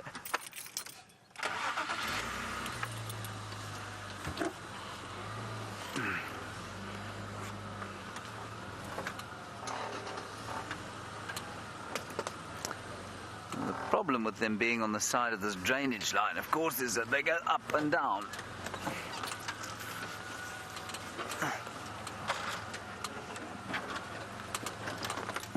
They're right back in it now. I think, given that where Ephraim's going, where's F going? I'm just going to wait to see where Ephraim goes, because there won't be space for both of us down there.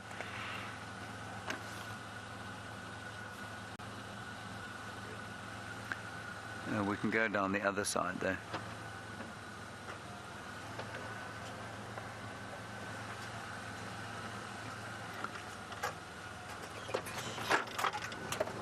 Yeah, I don't think he's going to try and get that big cruiser in there. We're very lucky in these little cars. That's the one advantage of these Land Rovers, of which there is inescapably few.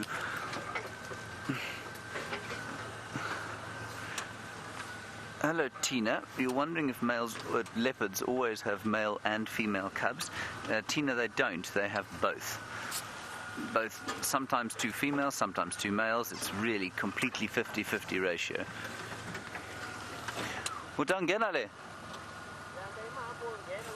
Okay.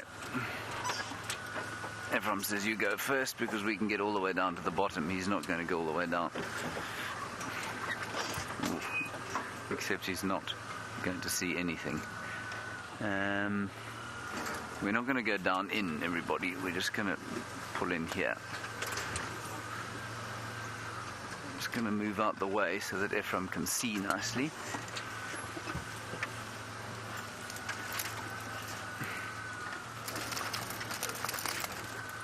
You're right there, David? Yep.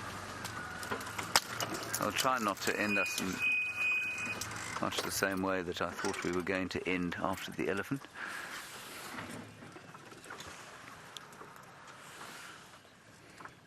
So I don't want to go down in there, everyone, because we'll be less than 2 feet from the leopard, and I think that will disturb them slightly.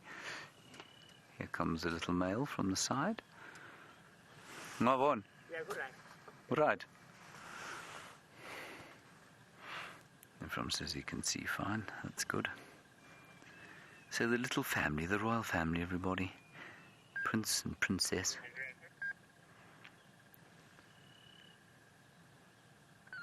Playing with Piltiforum africanum or the weeping bottle. which will shortly flower and produce thousands of marvellous insects for us to look at on bushwalk. I also smell a flower, don't you, David? Or is it your cologne this morning? It's a bit feminine for you. There's some kind of really delicious smelling bloom around here. A bit like jasmine. Isn't that fantastic?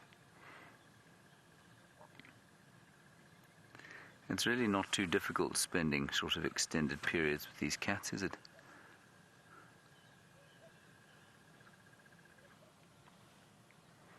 I'm deeply confused as to where the rest of that pride of lions went, though, I must say. So I don't think that they will be here for the whole day.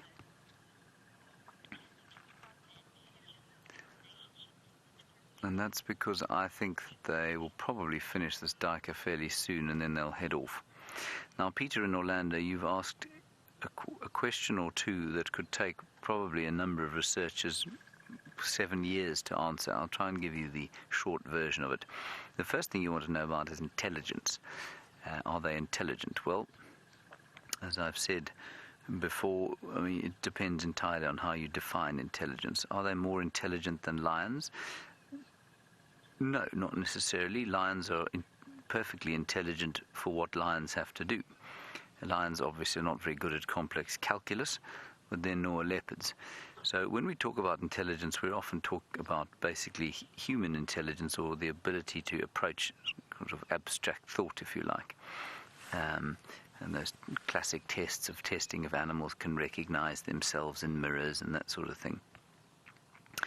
Leopards do show, apparently, now I only know this from a big cat trainer who I drove once, and he trained cats for movies. And he reckoned that leopards were approaching the intelligence of dolphins. Now, whether that's true or not, I don't know, but he reckoned that they were extremely clever. That's a fairly gruesome sight. They're obviously not squeamish. So that's what this chap said, and I have no reason to doubt what he said. They train much more easily than many of the other cats. He said lions, however, 1 in 10 you could train, the rest were just totally gormless. Now, that doesn't mean that they're gormless at all. It just means that their lifestyles are not adapted or don't have to be the same way as the leopards.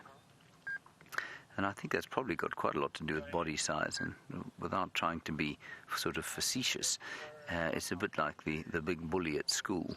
He's often the most gormless fellow, while the little weedy fellow is quite often the guy in the top academic set. And I think that's quite similar out here. The smaller you are, the more you've got to rely on your brain to survive. And it's the same thing with human beings. We are physically absolutely useless compared with most of the animals out here, but our brains allow us to compensate for that. So I think you'll find that leopards probably are, on the whole, by human standards, cleverer than lions. Then you want to know why they are solitary versus a pride structure, which lions have. We think that lions are in prides for, well, the thought was in order to hunt. That was the original thought, that they used their numbers to hunt well. But the difficulty with that is that single lionesses will often eat as much as prides of 2 and 3 lionesses, and probably about the same as a pride of 4 lionesses. You know, they get the same amount to eat in total. So it actually doesn't hold a huge amount of water to say that, well, lions are in prides because it helps them to hunt well. I think they hunt well. I think that they are able to hunt as a team because they're in a pride. I don't think it's the other way around. It would seem that their pride structure has got quite a lot to do with protecting youngsters from infanticide, and that the pride structure and the way the males operate in coalitions has got a lot more to do with defending the cubs than it does to do with hunting. So that's quite interesting. I'm not sure that I buy that argument completely. I'm not sure that it isn't quite as simple as, well, they're enormous. And because they're big, they're obvious. And so they may as well live in a group. It provides safety from them. Oh, look at her, look at her. She's not happy with him.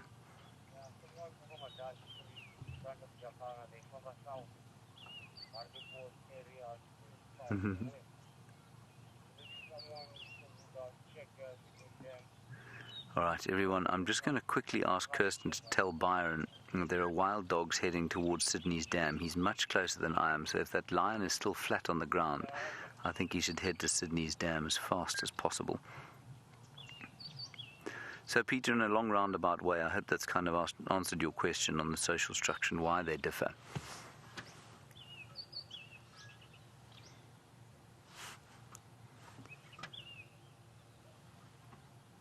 But again, you know, there'll be new research all the time that some people will agree with and some people won't. It seems slightly strange to me that lions would have evolved the sophisticated team hunting prowess, if you like, in the absence of it being an advantage to them.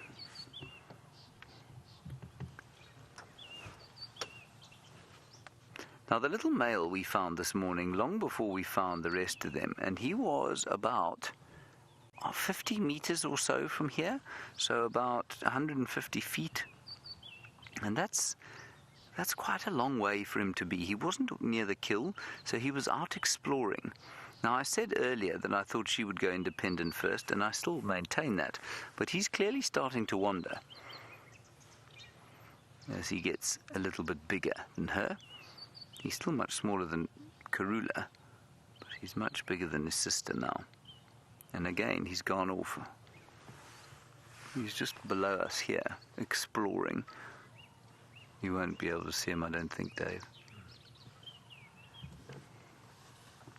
And she's watching him. There's his mum.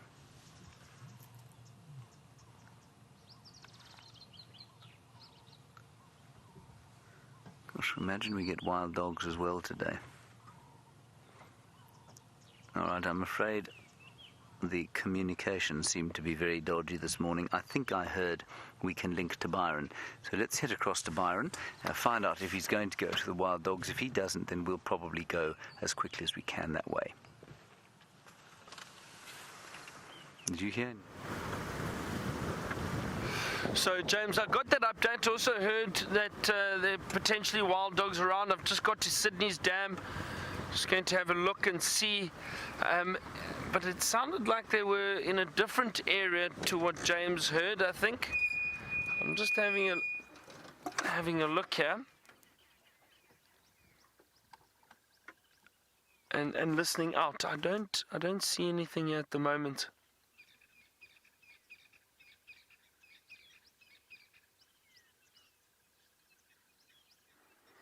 Thought I heard something about Jacana Camp. Now, I'm actually not sure where Jacana Camp is. And they were heading south from there. I'm not sure if James knows, maybe. Maybe he does. But I don't see any sign of wild dog in this area, that's for sure. No alarm calls.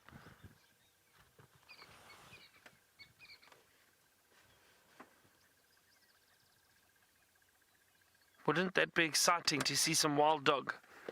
Really would be amazing. Don't know where they are. So let's just listen out. I'll see if we get another update on the radio. Nothing just yet.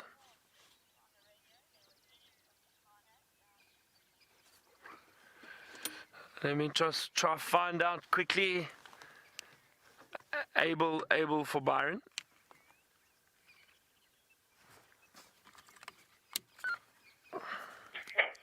Go ahead. Morning, Abel. May I just get an update on the pack? Which area do you think they're heading into? Yeah, from Jacana Camp, they head more southwest towards Harveywold area. I'm going to the camp Harveywold to check. Otherwise, you can check Galago Shortcut or Bridge Road West, somewhere that area, because they from more south. Okay, copy. I'm on the Buffalo cut line. I'll check this area carefully. Thank you. Copy. I'll come from Hartlepool. All right. So it just sounded like they were heading south towards us, basically in this area that we are in now. And you could hear Aubrey chatting to me there. So this is exciting. We're not far from the Gallagher shortcut and those roads that he mentioned. And Aubrey's. But it's so difficult at times, and if they cross a road, it'll be quick. So it might even be worth just finding a spot where we can see up and down the main road and see if they do cross. But let's have a look. Oh, if we find wild dog, that'll be great. That'll be very exciting. And then the trick is to try and stay with them. It's not easy.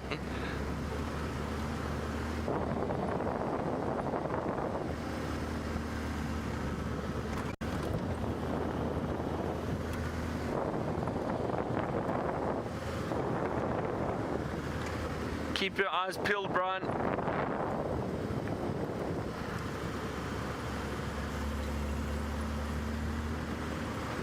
Just another vehicle.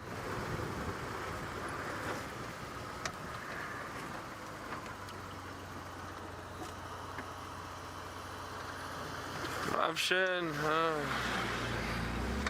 They're not interested in giving us an update. I don't think they saw any wild dogs, that's for sure.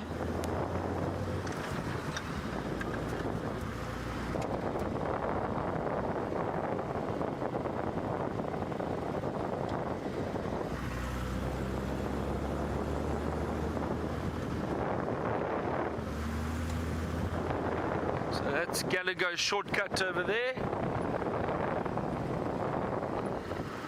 And I'm sure all of you are getting very excited too, just like I am. And I'm looking.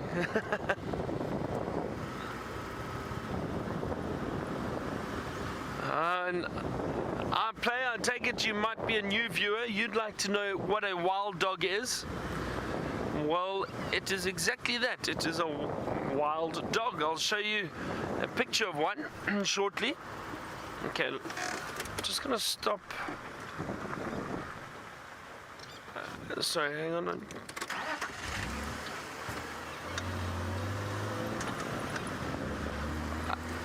Let me just stop up here. We can see down the road and listen out for any alarm calls.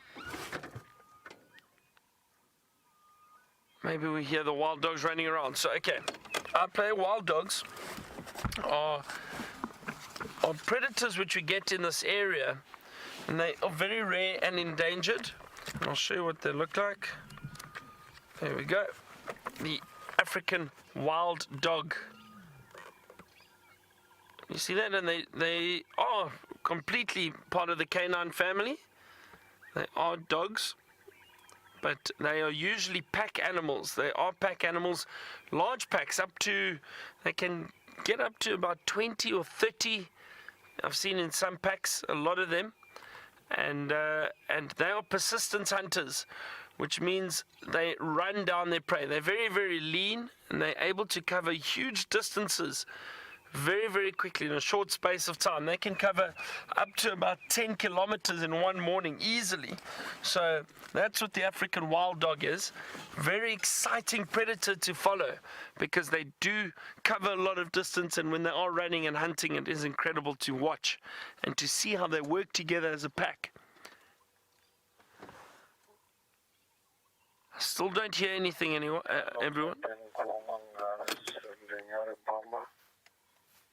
East of Freeman's Catline,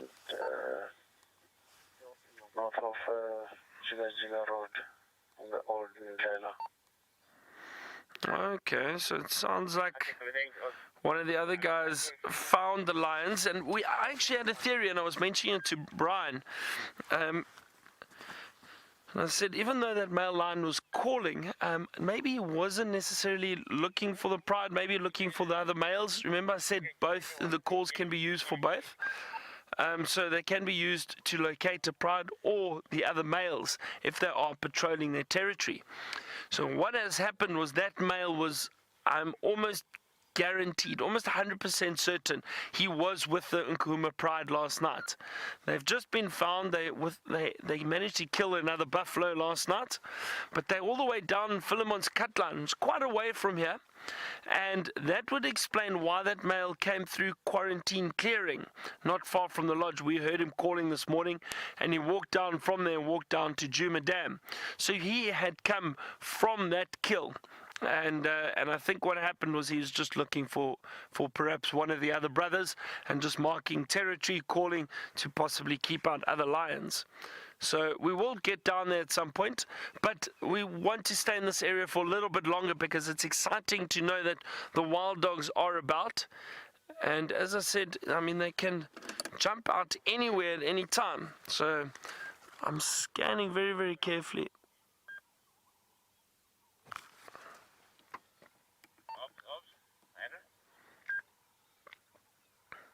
And just listen here. Go ahead. Morning, how are you? Good myself.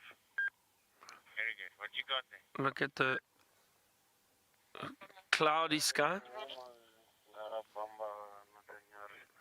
Okay, I'm going to stick on this break a little bit longer and just see if we do have any sign of the wild dogs. While I do that, James is still with the leopard. Let's head back to him for a bit. Northeast of Thomas Deep, close to Chiga Road. Okay. Is that why you go to border?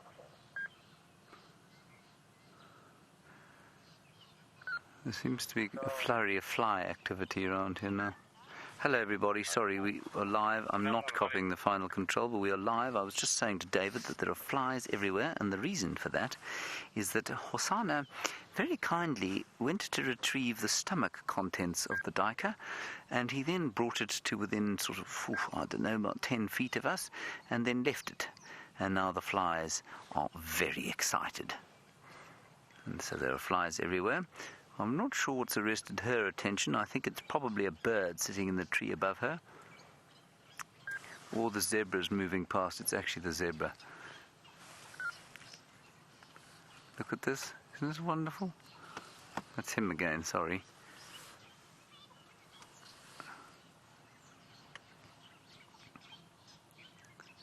That's very cool. So he's really starting to wander. Oh, he's stalking something. You know what he's stalking? He's stalking the zebra, which is completely ridiculous, of course. But he spotted them, and like any cat, he's thinking about, could he catch them? I've seen two young male leopards, sort of about, 6 months older than he is, stalking a rhino before. So they do like to just test themselves. He would get himself into a lot of trouble if those zebras saw him. His mum watches contentedly from behind. Where the sister's gone now? You see her, Dave? I was so captivated by this young male and his very kind deposit of the morning haggis. Oh, there he goes. Look at him. How cool is this? I don't want to move, but I think I might have to. And now he's gone to sleep.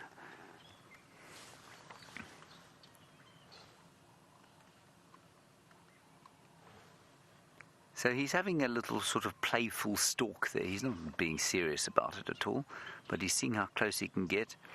He's practicing that kind of stalk close to the ground with his shoulder blades stuck up and his head tucked in.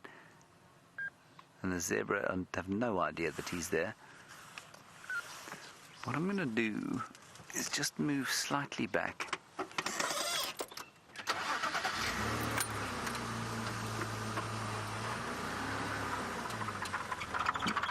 The queen is eating her breakfast. I don't know where young Shongalai has gone. He's moving, he's stalking them.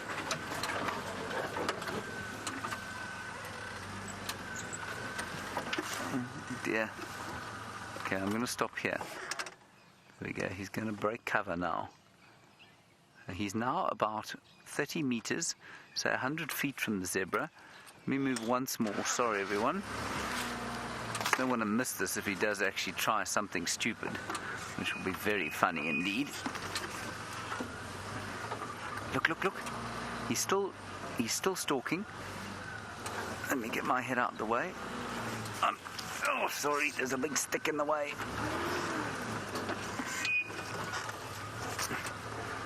There we go. Try and get you a view of all of them together. That's going to be classic. He's just behind the tree there. He's now 100 feet from them. There is one young zebra here. He's still much, much, much too big. You see him there, Dave?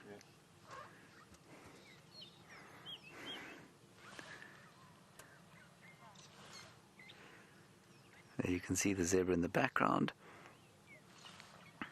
They have no idea that there's a little leopard watching them. Isn't this cool?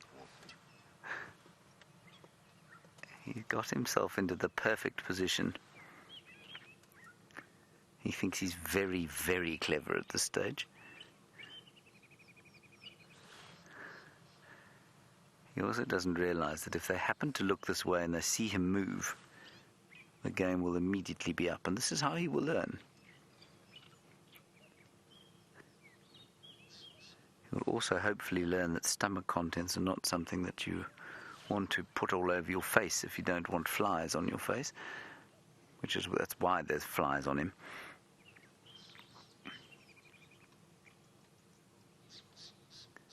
Now there's no cover for him anymore, so it doesn't matter there. Here he goes again.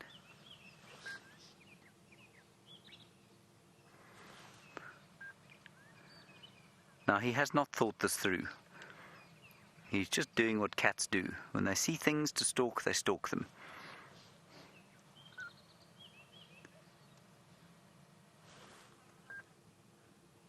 And like I say, a zebra can be a tremendously vicious creature. He does not want to be knocking around in the open where he can't get up a tree or escape from them. Now, whether or not he knows that yet or not, I'm not sure. But he'll find out very quickly if he breaks cover now.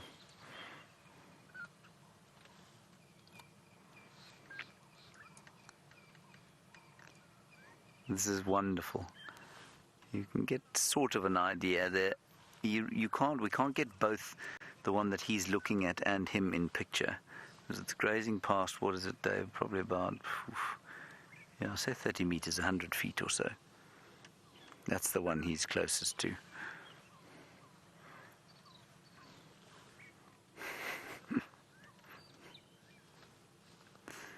And if I'm not mistaken, let me just look carefully.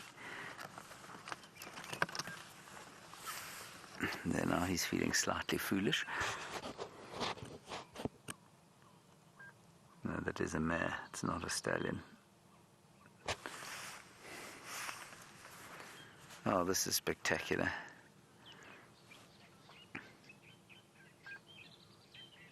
See him panting?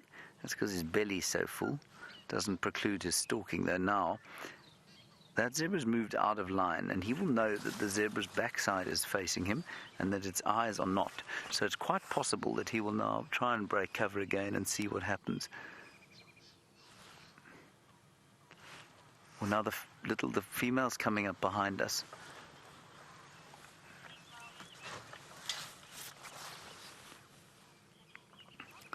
Now, Honey's ocelot, you've asked a very, very good question, and there's quite a nice answer to it. You want to know why he wasn't stalking the guinea fowl. Yesterday, now, for those of you who weren't with us yesterday, we found them on the back end of some guinea fowl alarm calls. Now, the very fact the guinea fowls are alarm calling indicates that they had seen the leopards, and the leopards know when they've been seen. They know what the alarm call means. This is just too perfect. She's now stalking her brother, who does not know that she's there. How cool is this? Now the zebra's seen. You see the zebra run in the background there? He says, "Leave me alone, I'm stalking zebra." Well, they're both there. That is fantastic. Now the zebra have seen them. Davey, just in front of us, you can see they're looking there.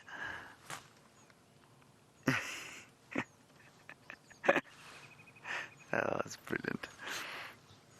Sorry, Honey's ocelot. When those guinea fowl, once they started alarming, what they did was they followed the leopards, shouting at them, and they stayed outside of the flight distance. So as soon as the leopards turned towards them, they moved away, and they know they can fly, of course, so the flight distance is much smaller than it would be. You can't, stalking by nature means that the animal you're going after doesn't realize you're there. That's what stalking is. And so they couldn't stalk them. They did turn around, both of them, Shongile and Hosana, turned around to try and chase the guinea fowl. They stayed outside of the flight distance, and their mother called them. Both times they turned, I saw both of them do it, turn around, move towards the guinea fowl, and their mother called them as if to say, stop wasting your time, I've made you breakfast, let's go and get it. So that's why they didn't stalk the guinea fowl yesterday. There is, however, in addition to the zebra, David, there is a crested francolin not too far. You see it there on the ground? There it is. Moving closer towards them. They don't seem vaguely interested in it though.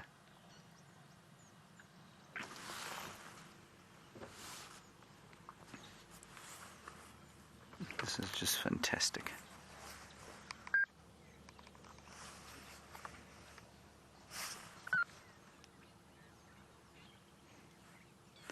I'm just going to call on the radio. I've had the radio down. Oh, it's a beautiful shot. Any station making their way to Karula sighting? Yeah, SafariLIVE, can I join you? Yeah, with pleasure, Andrew. Come through the drainage to the northern side.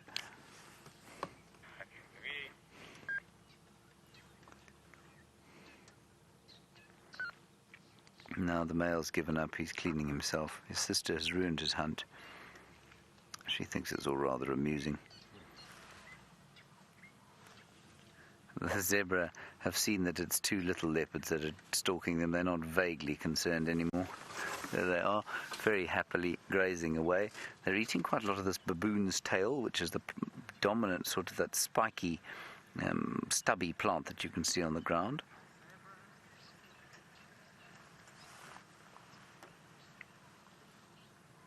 I'm just going to help Andrew into the sighting. Andrew, the female is in the drainage line. If you come past the back of me, you'll get the two youngsters to my right-hand side.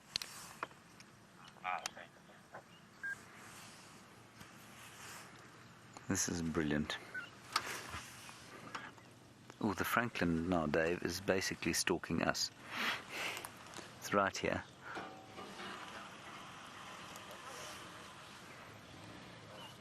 Why the leopards are not interested in that francolin, I don't know.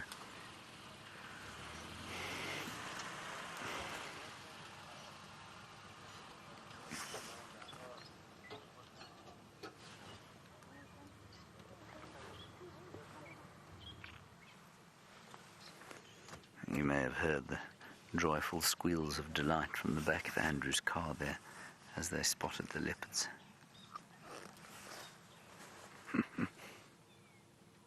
Now I take it that Byron, or not Byron, that those wild dogs probably have not crossed onto Djuma,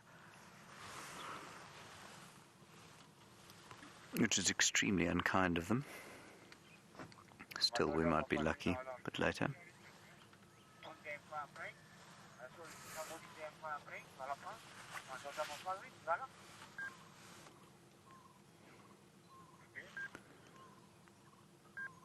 In the background you can hear doves calling.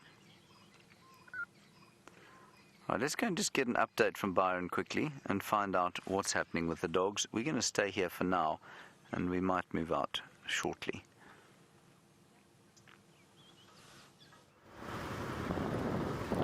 So we've had no further updates of these wild dog, everyone. We did have a good look around, but no sign of them. We caught a brief glimpse of a hyena running across the road, and it looked like it was definitely going, or heard something, but it ran north across our boundary. But it was very, very quick. But nice to see a hyena. We haven't seen one for ages. So that was interesting, but no sign of the wild dog at all. So I'm not too sure where they disappeared to. It's always tricky when you get an update and someone says, well, we think they're heading in this direction, and they haven't actually got the wild dogs, because these animals do move huge distances and they don't stick to a general direction. They'll zigzag and they'll move all over the place. And they'll often just turn around and head straight back where they came from. But you never know. If there is any sign of them, they'll let us know.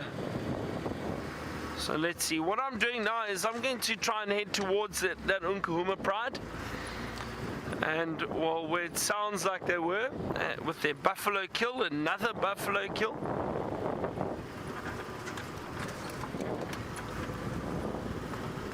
We'll try and work out exactly where they are.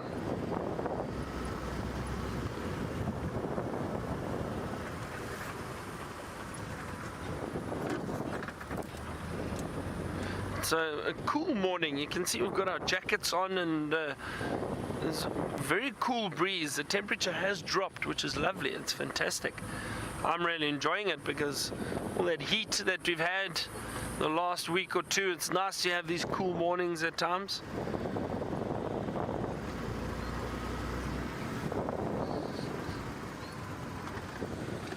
See, I think it was this one, Brian.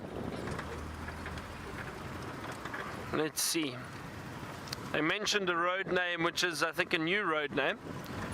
So we shall see if we find them. Oh, some brown-headed parrots which just took off, flew away.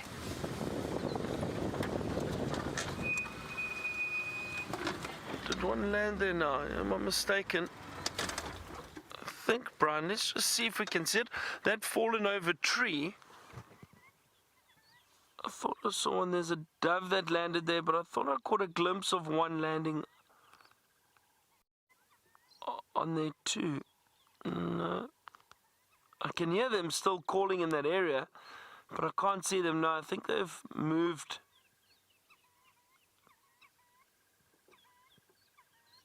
No, possibly further back.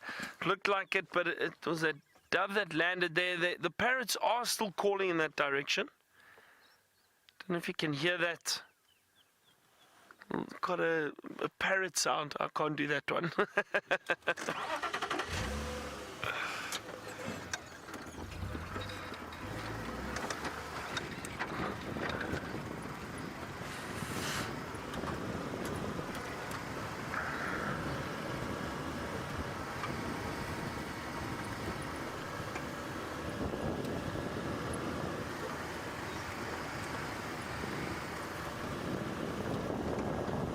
I really enjoy driving around like this and just scanning and not knowing what you're going to bump into.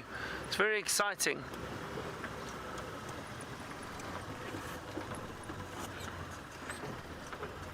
A lot of doves around us. Cape turtle doves and laughing doves.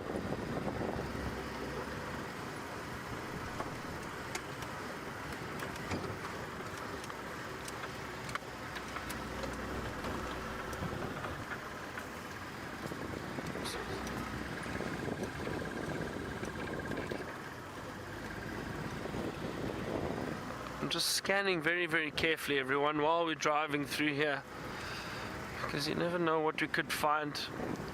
Brian wanted to see an aardvark this morning.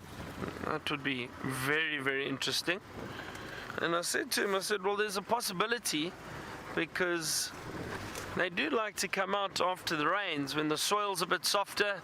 A lot of termite activity. However, the aardvark are fairly nocturnal, or almost strictly nocturnal, so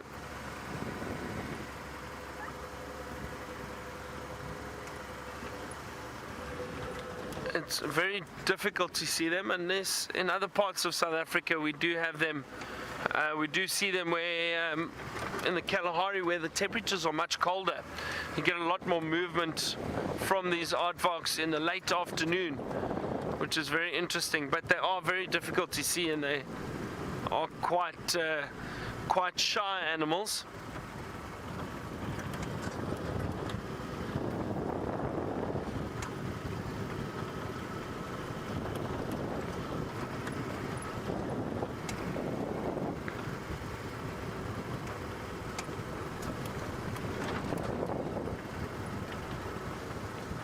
Okay, I'm going to carry on a search for the lions and just find out exactly where about they are, where they were found.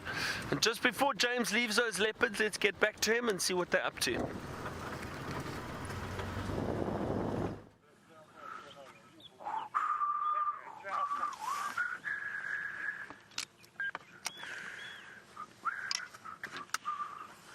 That waving about meant we copied. Oh dear, you see, this thing's now not working. Right, we're live. Sorry, everybody. This is something very odd going on here. Anyway, luckily I have said no bad words today at all.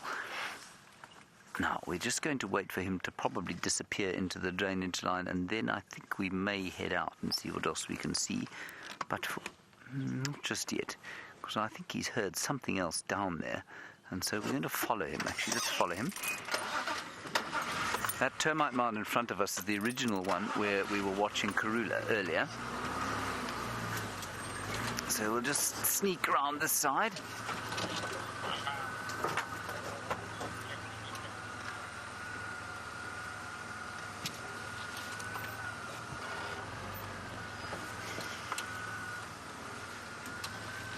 He's disappeared. He's gone into the drainage. I see his mum. Can you see his mum, Davey? Oh, I can actually. She's the same place she was. All right, let's try and go around this side. See if we don't get lucky getting into the drainage line this way.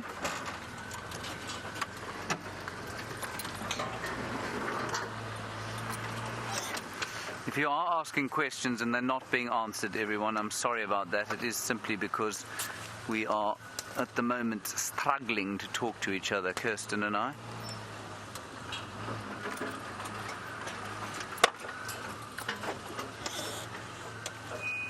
I don't know where he's gone.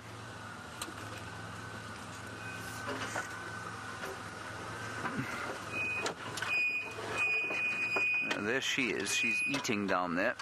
We can get a view from here. Let's go down. Sorry about the noise.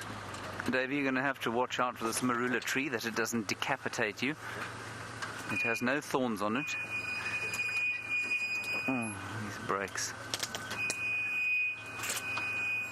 Now, Aqua, as we attempt to not deafen ourselves with the brakes and move this marula tree out of the way, are you going to make it?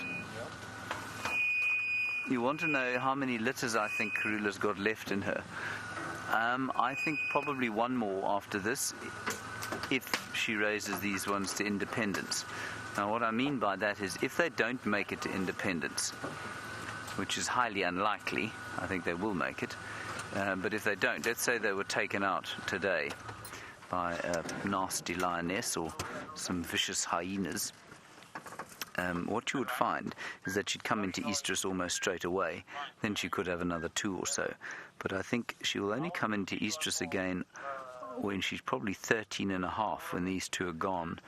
And for her to have another litter then, by the time they leave, she'll be 15. And I think it's highly unlikely that she'd have another one. Okay. I'm sure I'm having from your hotline. That's quite a nice view there, actually. Right, so we've got, I think that's Shongile. The male is off to the left, Hosanna, and then Mum is way behind there. You can just see her spots behind the tree there. You see them, David? Center screen, there she is. Oh, that's him. See, look at that little kind of territorial rubbing of the head against the tree. It's not territorial, but it will turn into territorial behavior when he's old enough. Right now he's just doing it because he knows that somehow something in his genetics is telling him to do it. He's a lot more active than she is, I must say. She's very sensible now. She's just having her food. Do you think she's a bit of a geek, Dave? Do you think she's the geek of the leopard cubs? He's like the cool kid.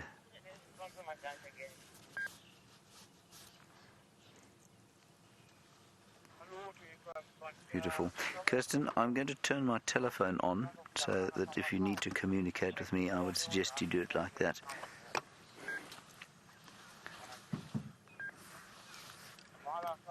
And then we're going to head out from here, see what else we can see for the last little while of the drive. We've got about just under an hour left. Unfortunately, I don't actually think we have any form of... we don't have cell phone signal either. So I'll just have to guess. If we lose sight of these leopards, then we're going to leave.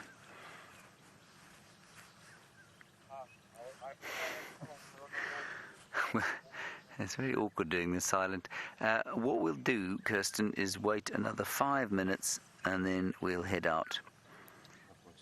You've got signal. Okay, you can send David a message if you need to, Kirsten. And there we go. I'm now getting comms from the final control.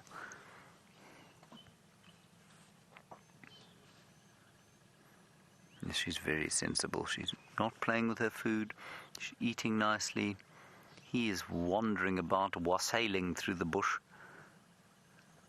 I do enjoy the word wassail, don't you, David? Yes. To wassail. And to wassail, I think it means to basically engage in frivolous behavior, often helped by various substances. Now, while we are leaving here and Shongila is wassailing, at least Hosanna is wassailing around the place, let's head. He's just brought, oh, that's very delicious. He's just brought his haggis, his morning haggis, down towards that Mbuti tree. Let's head towards Byron. He's going towards the lions. We're going to head out of here, say goodbye to these chaps. We'll probably come back in the afternoon and see if they're still around, but we bid them a fond farewell with gratefulness for the time that they've shared with us today.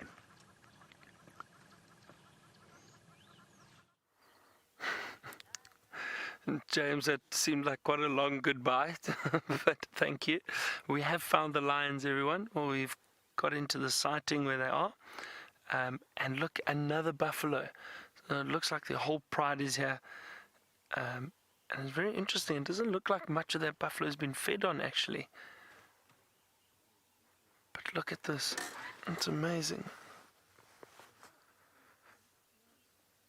So I wonder if that male didn't come from the side. I think he did. And let's have a look off to the right, Brian. Sorry, I just saw these cubs now. They were just holding this tree and stretching their claws. Let's see if they try and climb up again. Oh, these cubs are wonderful. So I wonder if that, I'm pretty sure that male must have been in this area because he looked really full. But like I said, really doesn't look like much of this buffalo has been fed on. I couldn't really see on the other side. So maybe he did feed a bit and decided to move off. Although I think they've been looking full the last week or so because of all the food that they've eaten.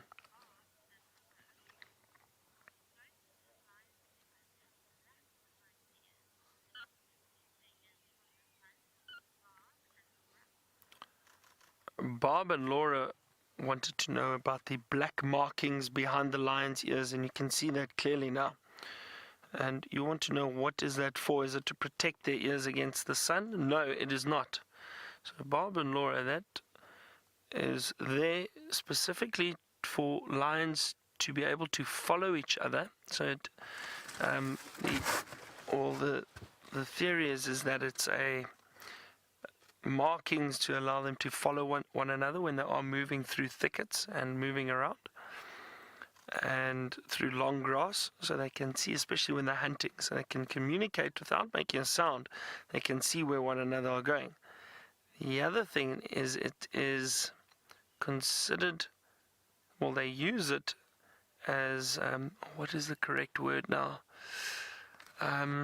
Give me a second. I stand to correction, but I think the correct term is agnostic behavior, and that is aggressive behavior. So,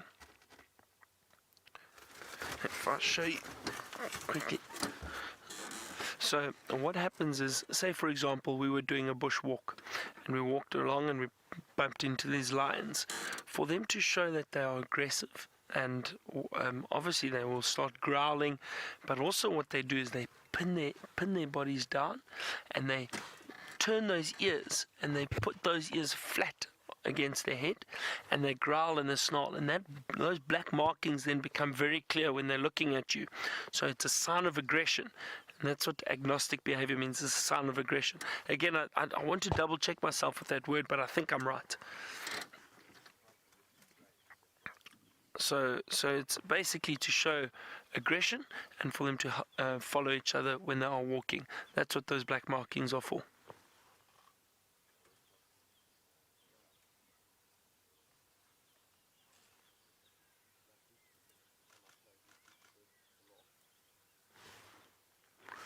And you see they probably started to feed on the rump area of that buffalo, because that's where all the soft meat is, easy to get in there.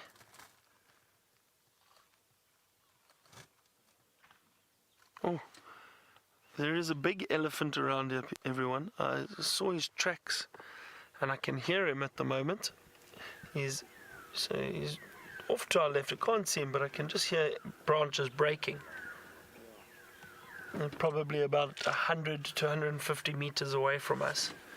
If he does come into view, we'll show him to you. He's doing some damage to the trees.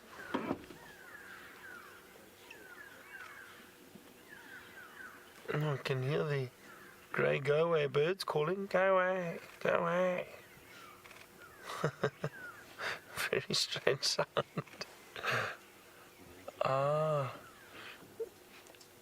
And I just saw an eagle fly behind us, and that's exactly what they were alarm calling at. It sat down. Let me see.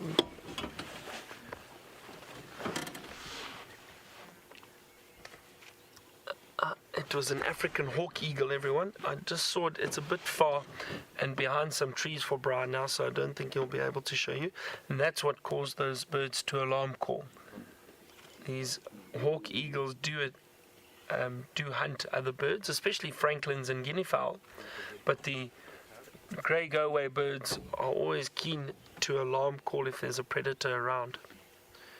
Look how that lioness is licking that buffalo, everyone. Do you see that? Now, they've got very, very rough tongues, and it almost looks barbed. If you're able to really zoom in on that tongue, it's got little fine hairs on it. It's very, very rough. And they'll lick to maybe get rid of some of the hair, or even open the carcass a little bit, pull the skin back, and then they'll feed on it some more.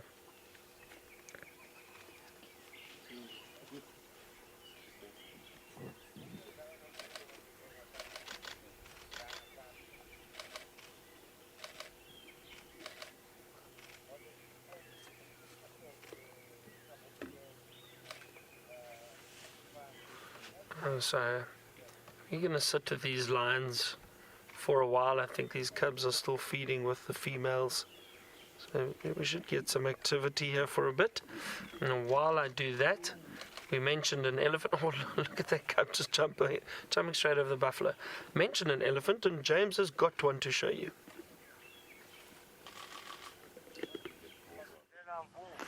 We've just come in time, everybody. There's an elephant about to push that tree over. We've been hearing them snapping things around the cub sighting for a long time. And this chap is now standing on the Cumbritum bush. There we go. He's not an insubstantial elephant bull. He's bigger than the other one we saw. The other one we saw is just behind us. This chap is probably, I would say, a good 5-6 years older than that one, maybe even as much as 10. And he's creating a little clearing by destroying first a Cumbritum bush, and now he seems to be having at a black monkey thorn. This is just astounding. The strength involved in that is phenomenal. And if you're wondering where we are, certainly before I got here, there was a hyena den right in this area, on the corner between Cheetah Cut Line on the far east and the Singapore Noodle stand on the southern boundary. That's where we are, southeastern corner of Djuma. And what this elephant's going for, everybody, is roots. They love Combretum roots in the same way that Connor Teagues, our engineer, likes carrots. Same sort of principle, I imagine. There you go, he's just snapping off the smaller ones. We'll sneak a little bit closer to him. I don't want to create a situation where he feels we're disturbing him. As we know, that either results in them moving away or moving towards you rather quickly, neither of which is preferable. I think we'll get a nice view here. How's that, Davey?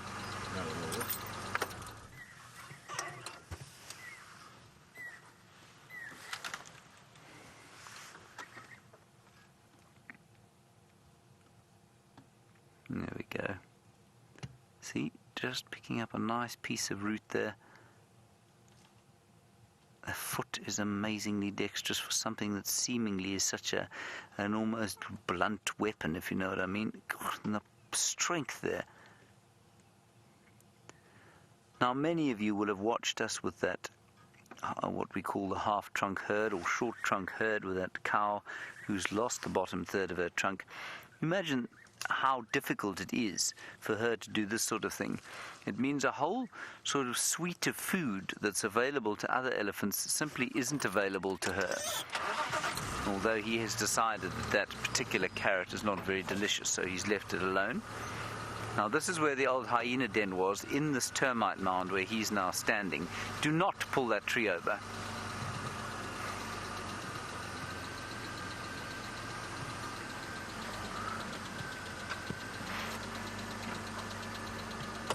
That's marvelous. Isn't that wonderful?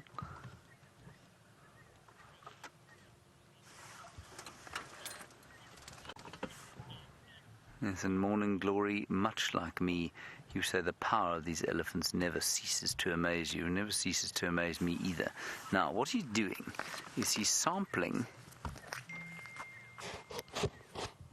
a gymnosporia tree or a spike thorn, and deciding that he doesn't like it very much. He was kind of smelling it, tasting it, testing it, but he's also doing that and watching us at the same time. So there's definitely an interaction going on here between he and us. And he ceased his feeding to give us a bit of an assessment, and now he's heading off to join his mate. What a marvelous sighting. Good. Let's carry on, see what else we can see if our luck holds. It has been profoundly marvelous today. Minjani Kuala. Oh, Swatikam Savi. He was just telling me, everybody, that I've picked up a very large tree underneath the car, which we will have to remove at some stage when we're a bit further away from the elephants. The burrow's just here. All right, there's apparently an old aardvark burrow here. We'll have a quick look to see if anything's here. There isn't anything here. So while we're waiting to see if an aardvark comes out, let's head straight across to Byron and the Nkuhuma Pride.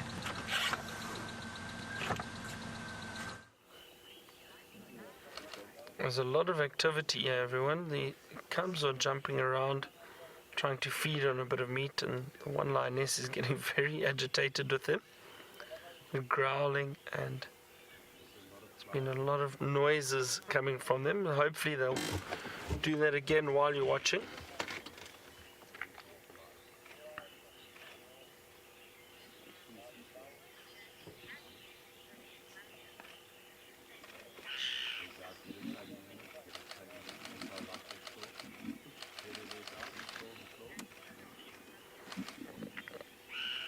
Annie, all the way from British Columbia, wants to know if these cats apply more pressure when they're licking the skin of these buffalo to try and get have a look at that cub, everyone. And see, there we go. Oh, listen to that. So, Annie just wanted to know, do I think they apply more pressure when licking the skin of an animal like this, trying to open up, get rid of some of that hair, and pull the skin back, as opposed to when they are grooming one another? I'm not sure, Annie, I'm not sure, but it would make sense. It would make sense that they do apply a bit more pressure when trying to lick and clean a carcass like this, as opposed to just when they're grooming themselves. But I think those tongues are so rough.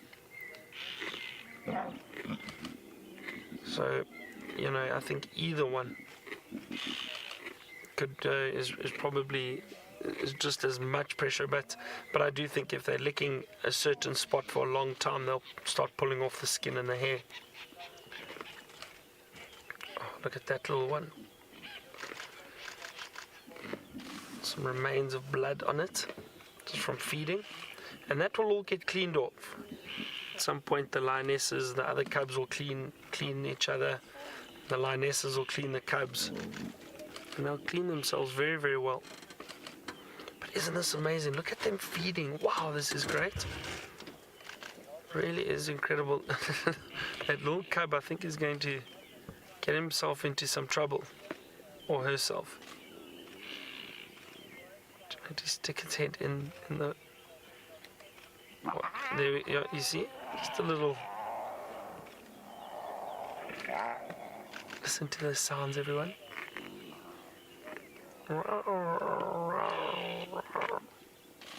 Smart lion cub impression.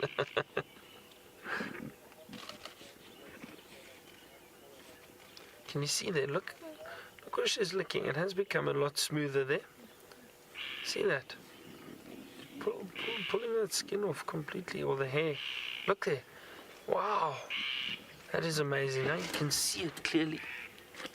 She's trying to open some of that skin, but with her licking there constantly, she pulls it off. And look at how she's chewing. She's now using what we call a carnassial shear, and you can actually hear her crunching. So the carnassial shear is that the side of her mouth, the back teeth, molars and the premolars, actually end in a sharpened edge, and they overlap each other slightly. If you look at a predator's skull, you can see that clearly with those teeth. And they'll use the front teeth to tear open the carcass, but when she does want to chew, cut and tear the meat off, she'll use the side of her mouth. And watch when she does it, everyone. You'll see, I'm sure she'll do it again, and she'll use the side where, obviously that's where the power is. Her strong, powerful jaws. She will feed on them, or feed on the carcass and tear the meat with that carnassial shear.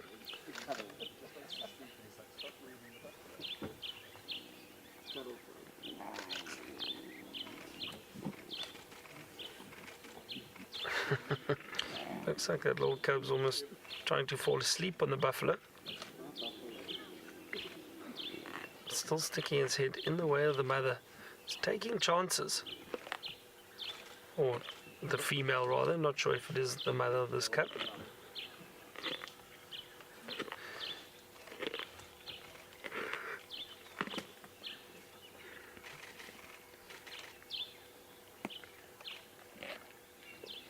There, look, you see? Chewing with the side of her mouth. Do you see that, everyone? And you can hear her crunching away there. So she'll tear with the front teeth. Again, this cub in the way. Watch her, might get a little growl.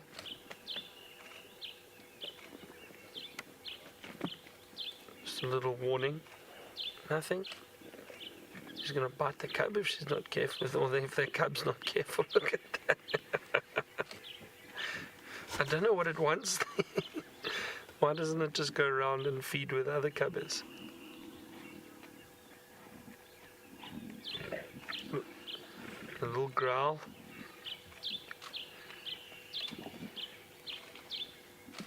It's incredible just to hear the sounds that these lions make when they are feeding.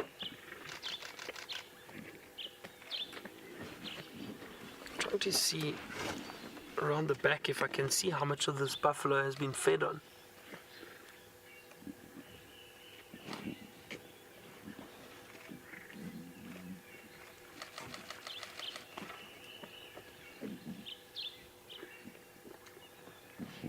Can't really see that rump area. It doesn't look like a lot of it's been eaten, but these buffalo are infested with ticks. It looks like it.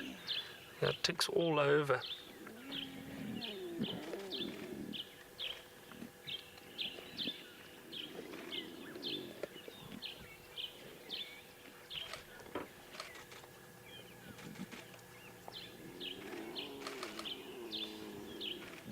You see there, look at all those ticks.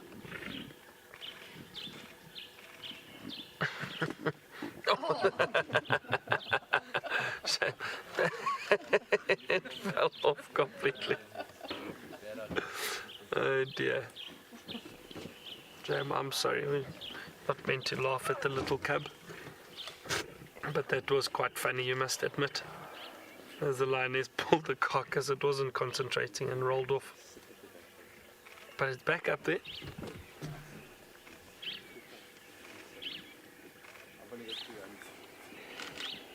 You can imagine how powerful those jaws are of these lions. Very, very powerful. Able to chew through the tough skin of the buffalo and get to the meat.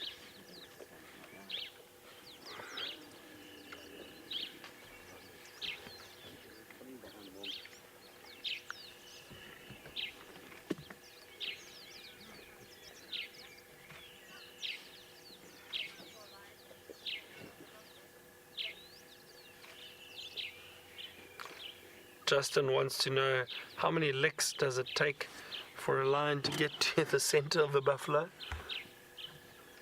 So it's 6, Justin. I'm joking. I don't know. I'm not entirely sure. But if you look, that lioness she's licked three or 4 times in that one spot, and you can see how bare it is already. So I'm not sure. I think if they lick one area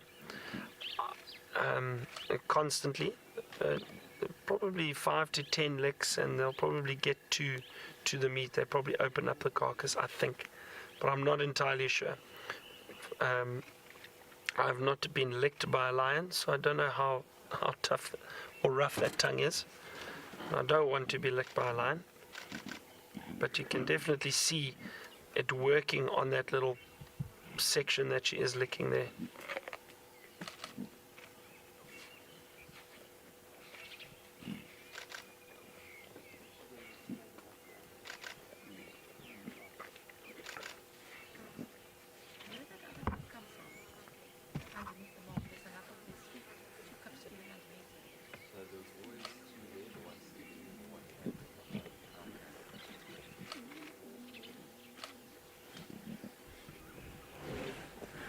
This is really wonderful because there's a lot of interaction going on here, and it's just fantastic just to watch and appreciate the sighting. Don't really have to say too much here because everything's going on, and you can watch what they're doing, watch them feeding, and listen to the sounds. Listen.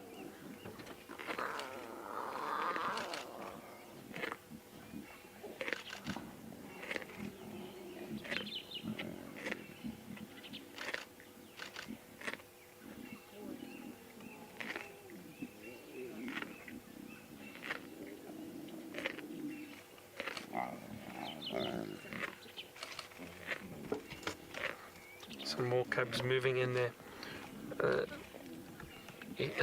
As I said, we're going to sit here for a while, everyone, so don't worry. Not going to miss anything if anything else changes. While I do that, let's head back to James and see if he's pushed over any trees for himself.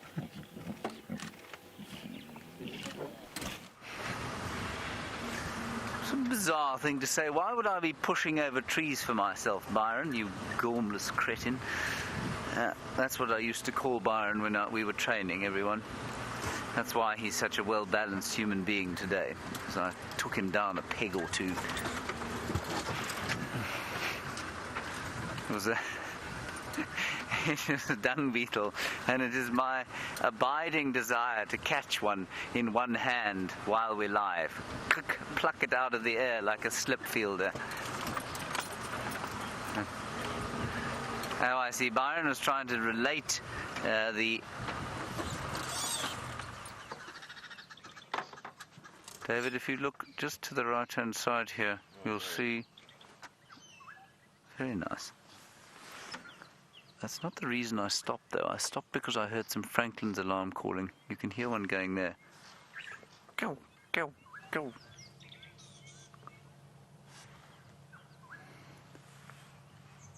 It's not a very panicked Franklin. Anyway, we're just about at Buffelshoek Dam.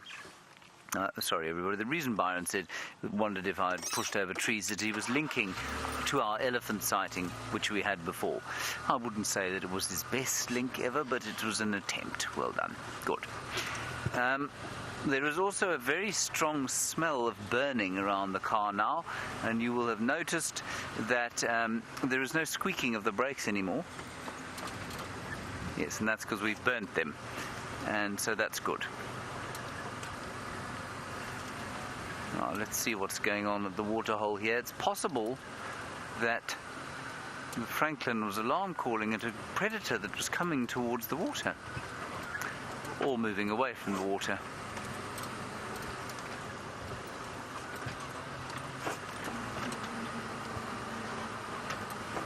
And we're hoping to go up onto the Buffelshoek Dam, not Buffelshoek Cut Line, and see if we aren't very lucky with those wild dogs that Byron was looking for earlier. Lots of impala here having a drink at the Buffelshoek Dam.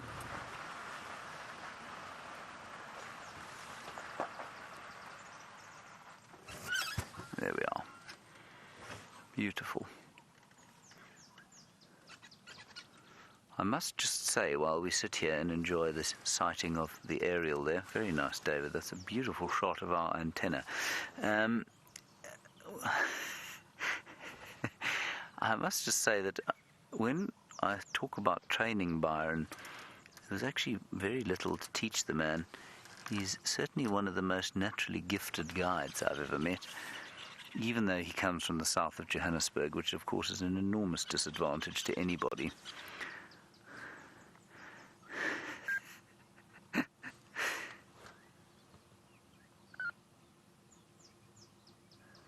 Now, the males, yeah, I tell you, the impala have not put on condition as quickly as I thought they would. I think the elephants have put on condition very fast, but the rest of the animals really don't seem to have taken as much of an advantage of the early rains that I would have expected. Look at how his hips are sticking out. There is, of course, also the possibility that there is some kind of disease that's taken hold because of the trying times, and certainly that's why I think there's mange around at the moment. But time will tell.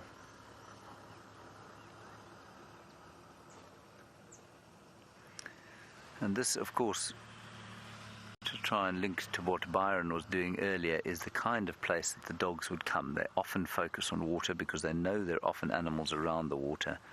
Davey, do you think that's not mange on his neck, is it? I think it is. It is definitely. That's why he's looking so hippie. Yeah, in fact, well, neither of them look particularly healthy.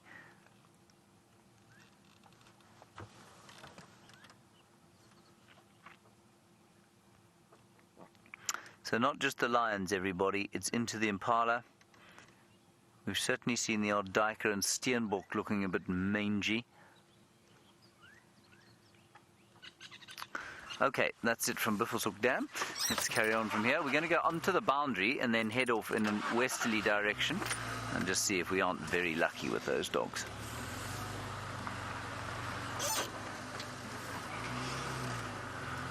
Whether we'll be able to get past the inimitable taxon who's on the wall here, well, I'm not sure.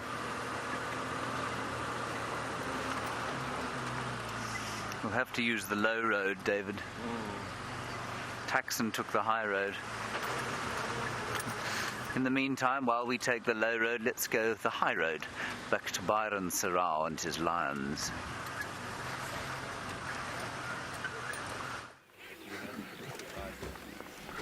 We're still sitting with the Nkuhuma Pride, everyone, and there's still a lot of feeding activity on this buffalo. Have a look there, these cubs with the lioness.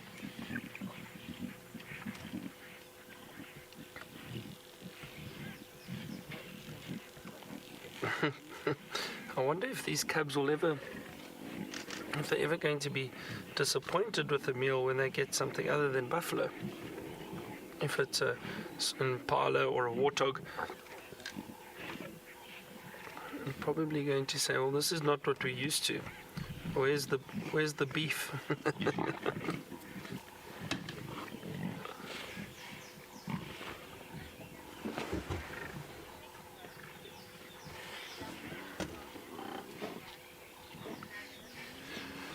Madeline from New Mexico wants to know if those ticks possibly jump off the carcass at times and jump onto the lions.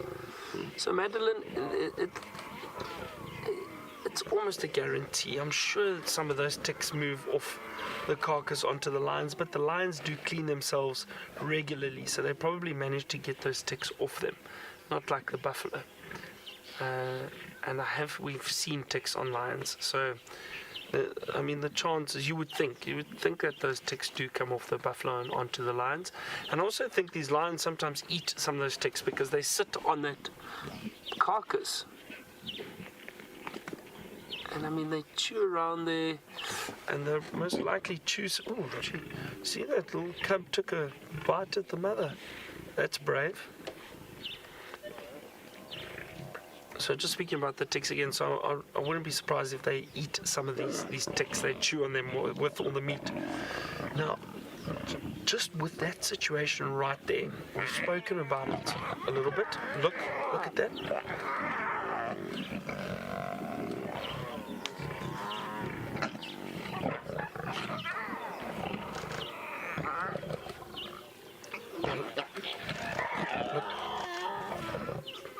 Watch that, isn't that incredible? Okay, now we spoke about this earlier, and now that is one of the mothers. Okay, and I mean, look how aggressive she is being towards these cubs. She's being very stern. She's not really hurting them, but she is being aggressive. She's growling. She's smacking them a little bit because they are getting in her way. Now that is the mother doing that. Imagine one of those big males, the Birmingham males, if they are feeding. If those little cubs were around, they would get a serious hiding or beating from those males. Look how those cubs are clawing at one another. So this is why.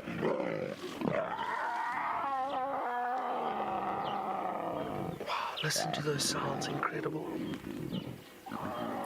So this is why I say, lions, doesn't matter if they're in the pride, out the pride, brothers, sisters, fathers, daughters, whoever, the aggression around a kill is very, very clear. It's survival of the fittest. They all want the best bit of meat.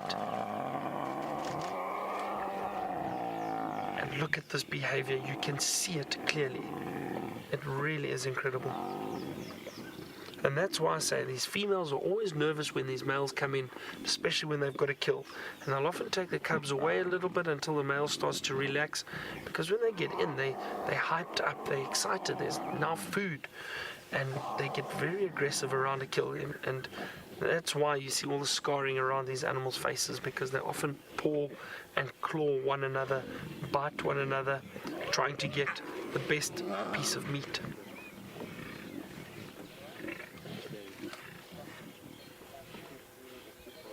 I'm so glad you actually got to see that interaction, because it is something we mention occasionally, and you don't often see it unless you are at a kill when they're all feeding.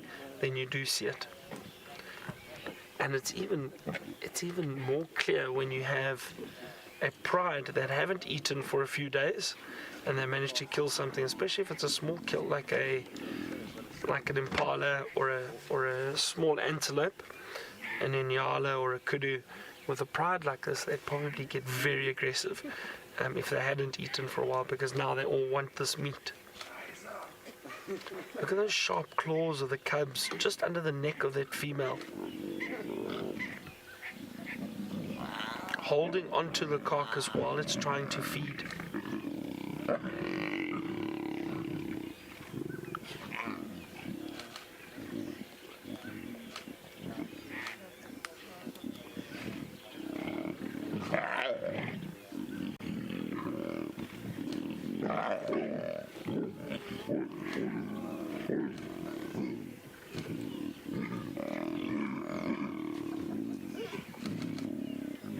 It's incredible. Some of those sounds are coming from those little cubs. It's amazing how they can growl at an early age. Listen to them.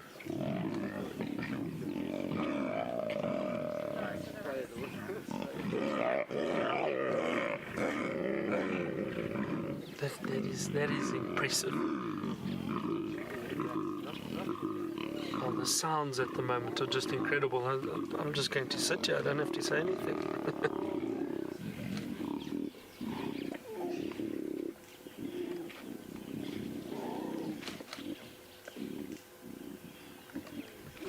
I find it fascinating, the sounds that those little cubs can make from this young age. Is that Taylor's favorite little cub, the one with the floppy ear? The one on the buffalo, I think so. Yes, flip-flop. It looks like it is flip-flop. I actually didn't tell Taylor that I'd named the cub for her. I wonder what she thinks about that.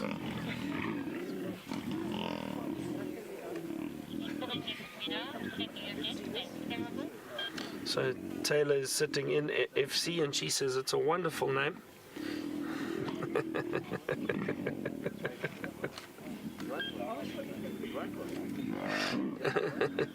You see, Taylor can say what she wants in FC, but I'm the one that's live, so I can decide what I want to say.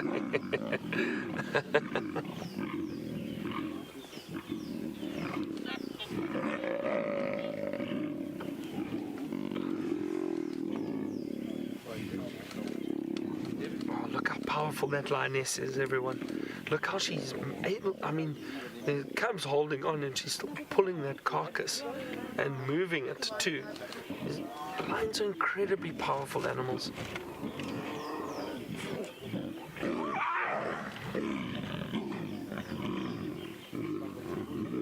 There are two cubs on the other side that are really having a go at one another. They're getting very aggressive.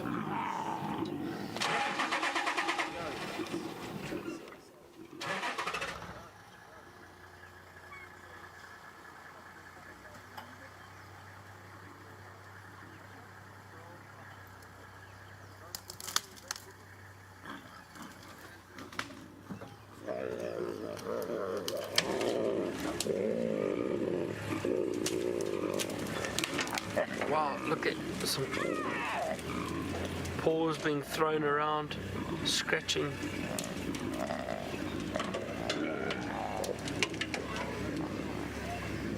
Really, really amazing.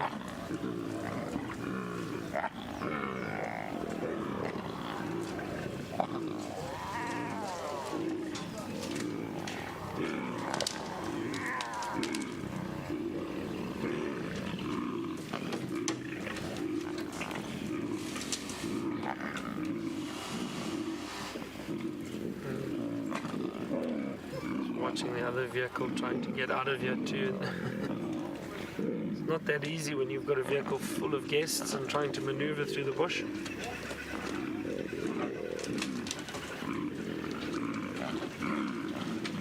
That little one at the back there, and you can just see the forehead and the eyes.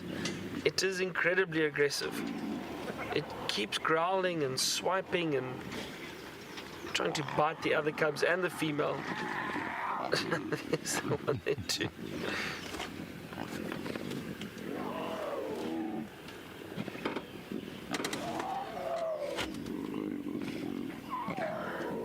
Well, everyone, it's very hard to top a lion sighting like this because of all this activity and the sounds and the interaction between these lions. It really is very, very special. Glad you all able to watch it with us.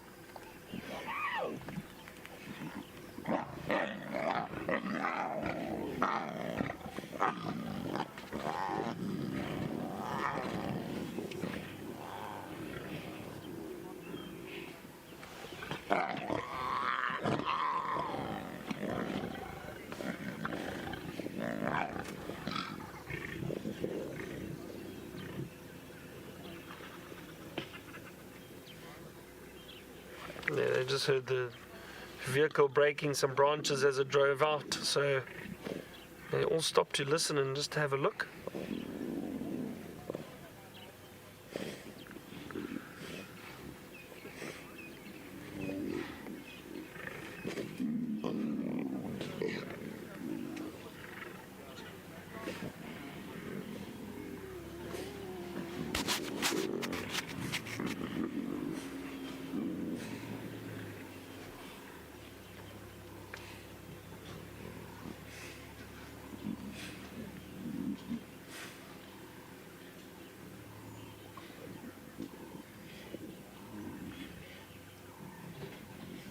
Seem to be breathing quite heavily there.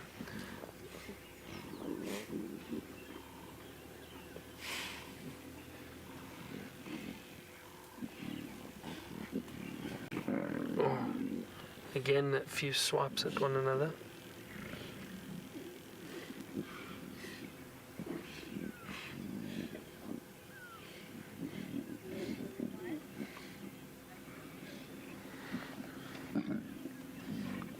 Okay, we're going to sit with these lions right till the end, everyone. Let's head back to my dear friend James and see what he has found for you or what he is up to. What a bald eagle, everybody. Out of its range by some, I don't know, 10,000 miles. No, it's a fish eagle, of course. That's just me being absolutely hilarious. Why aren't you laughing, David? There we go. What is fascinating here, well, obviously that's a fish eagle, and it's sitting next to some red-billed buffalo weaver's nests. Try and say that before breakfast. A red-billed buffalo weaver nest. Try and say it, David. Red-billed buffalo. You see, I knew you couldn't do it. Try again. Red-billed buffalo. You see, red-billed. Okay, and the other interesting thing here is as David zooms out slowly, I think it's fascinating that this dam has not filled with water at all as a result of our rain. And it's not fed by a drainage line, it's not fed by a large river. And it's now mud. And I imagine the old situation of flailing catfish is about to play out again. So that's quite interesting. Despite all the rain we've had, that vast waterhole, which was just made even vaster, is now but a puddle. Anyway, that'll be why the fish eagle's there. He'll be very pleased to eat some rotting catfish flesh. Try and say catfish flesh. Well done, David. He did it, everyone. He did it quietly, though, so that you wouldn't hear him. You wouldn't hear him. Yes, that's right. And then also some zebra. There you can see the red-billed buffalo weavers. Those are the blackbirds there. I was hoping to find the wild dogs here. We got an update from Abel saying that when he left them, they were going down towards this waterhole, but I haven't seen hide nor hair of them. What is that on the wall? There is an Egyptian goose on the wall, but that's about all, and some zebra moving away after what must have been a fairly muddy morning coffee. Byron was talking earlier about some brown-headed parrots, which he probably heard calling.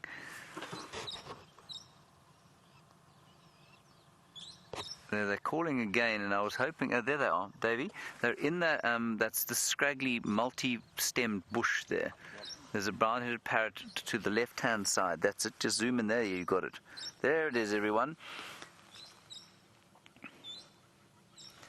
There is the great brown-headed parrot whose most obvious feature is, David? Negative, his green back. Why, therefore, it isn't called the green-backed parrot, nobody knows. And he's eating, oh, look at that. He's taking the seeds out of this russet bush willow tree, and he's eating the seeds. Well, those are apparently a little bit toxic to human beings. But you can see him taking them off with his beak, then putting them into his foot, and then sort of taking out the bits that he wants. Isn't that cool?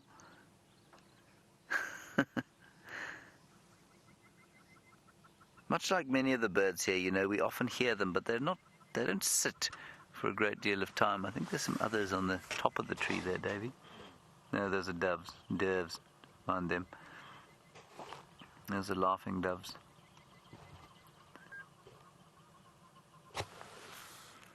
Very cool. And they will probably rather be eating the buds. You see there are fresh buds there, flowers. They'll probably be going for those rather than the fruits, like the parrot. Good. Well, no wild dogs, but a very productive little time at Sydney's Dam. We're going to turn around now and head down Sandy Patch towards, well, Sandy Patch is towards home, really. But it's an open area where there may well be some wild dog prey. And because of the rain and the hardness of this road, it's possible that a small pack of 3 could easily have just nipped across without my seeing the tracks. But I don't think they did. I think they're probably still on Biffle's Hook.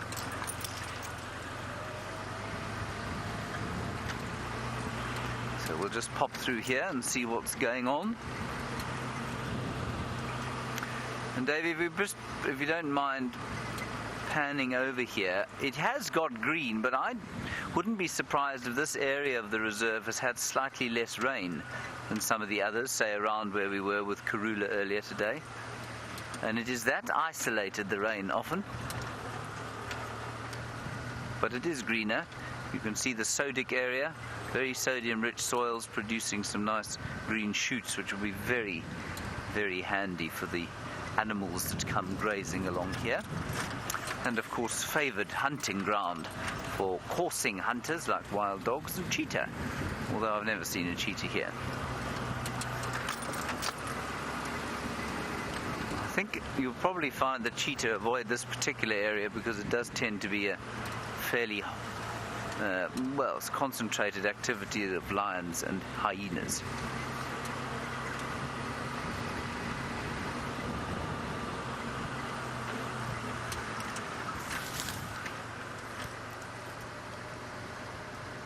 Kirsten, I'm afraid I missed that.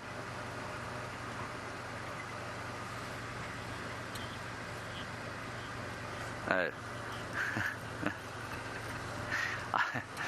I don't know why I picked those. I picked them, but then I don't really know why I picked them. They're guarri bushes, everybody, guarri leaves. But I don't actually have anything to tell you about them because most of you will know what they are. And the leaves themselves, other than being a really poor breakfast, are not good. On the subject of breakfast, we're going to head back for our breakfast now and hand you over to Byron and the Lions for the last few minutes. Thank you for coming on Drive with us this morning.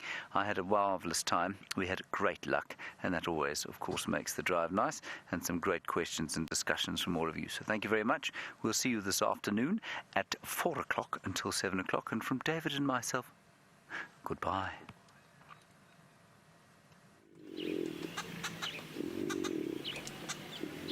These lions are still having their breakfast, James.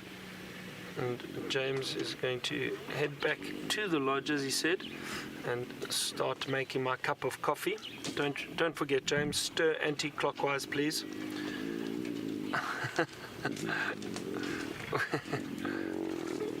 It's really been so wonderful to see all the interaction with these cubs, everyone in this lioness feeding. And you can see, actually, just off to the left, there is that lioness cleaning one of the cubs. Remember, we spoke about it. I just said that the lions were covered in blood, and you will probably see them cleaning one another, and the lionesses especially cleaning the little cubs.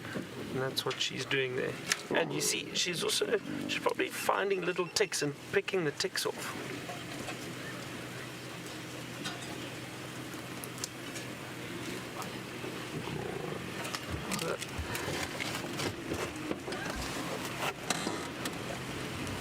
So a lot of cleaning and grooming going on now while they are feeding.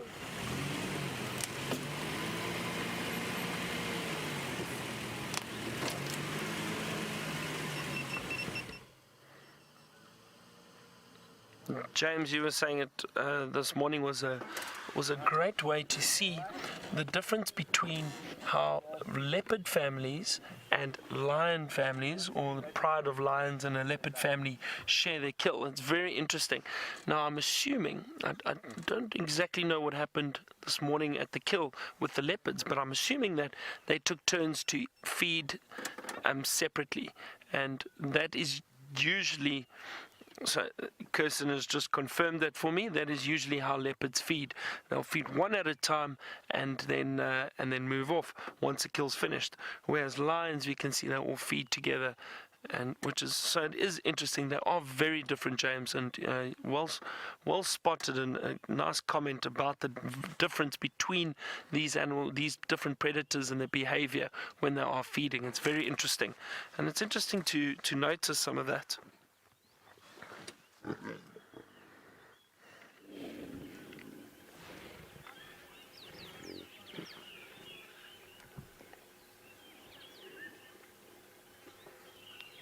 So we're starting to run out of time, everyone, but these lions, I am assuming, are probably going to be here for the rest of the day. There's a possibility they may go look for water. We've seen the Sunkuhuma pride moving randomly during the day, but I do think it's still, for the moment, it's still very cool. So they're happy to lie out in the open, but if the day does warm up, they'll probably go and look for some shade. There are some nice big trees around, so there is shade for these animals. But what a fantastic morning. Great to see that big male and hear him roar, following him around. And then to find the pride with their kill, another buffalo. I'm going to say goodbye to all of you. And so from myself, Byron, and Brian on camera this morning, a big thank you to all of you for watching and joining us. Thank you to Kirsty and Lou in the FC. And of course, thank you to James and Dave on the other vehicle. We will see you all this afternoon for our sunset safari. And we will possibly come back to these lions and maybe head back to Karula and see what is happening. Have a wonderful day. Good night, goodbye, and we'll see you all soon.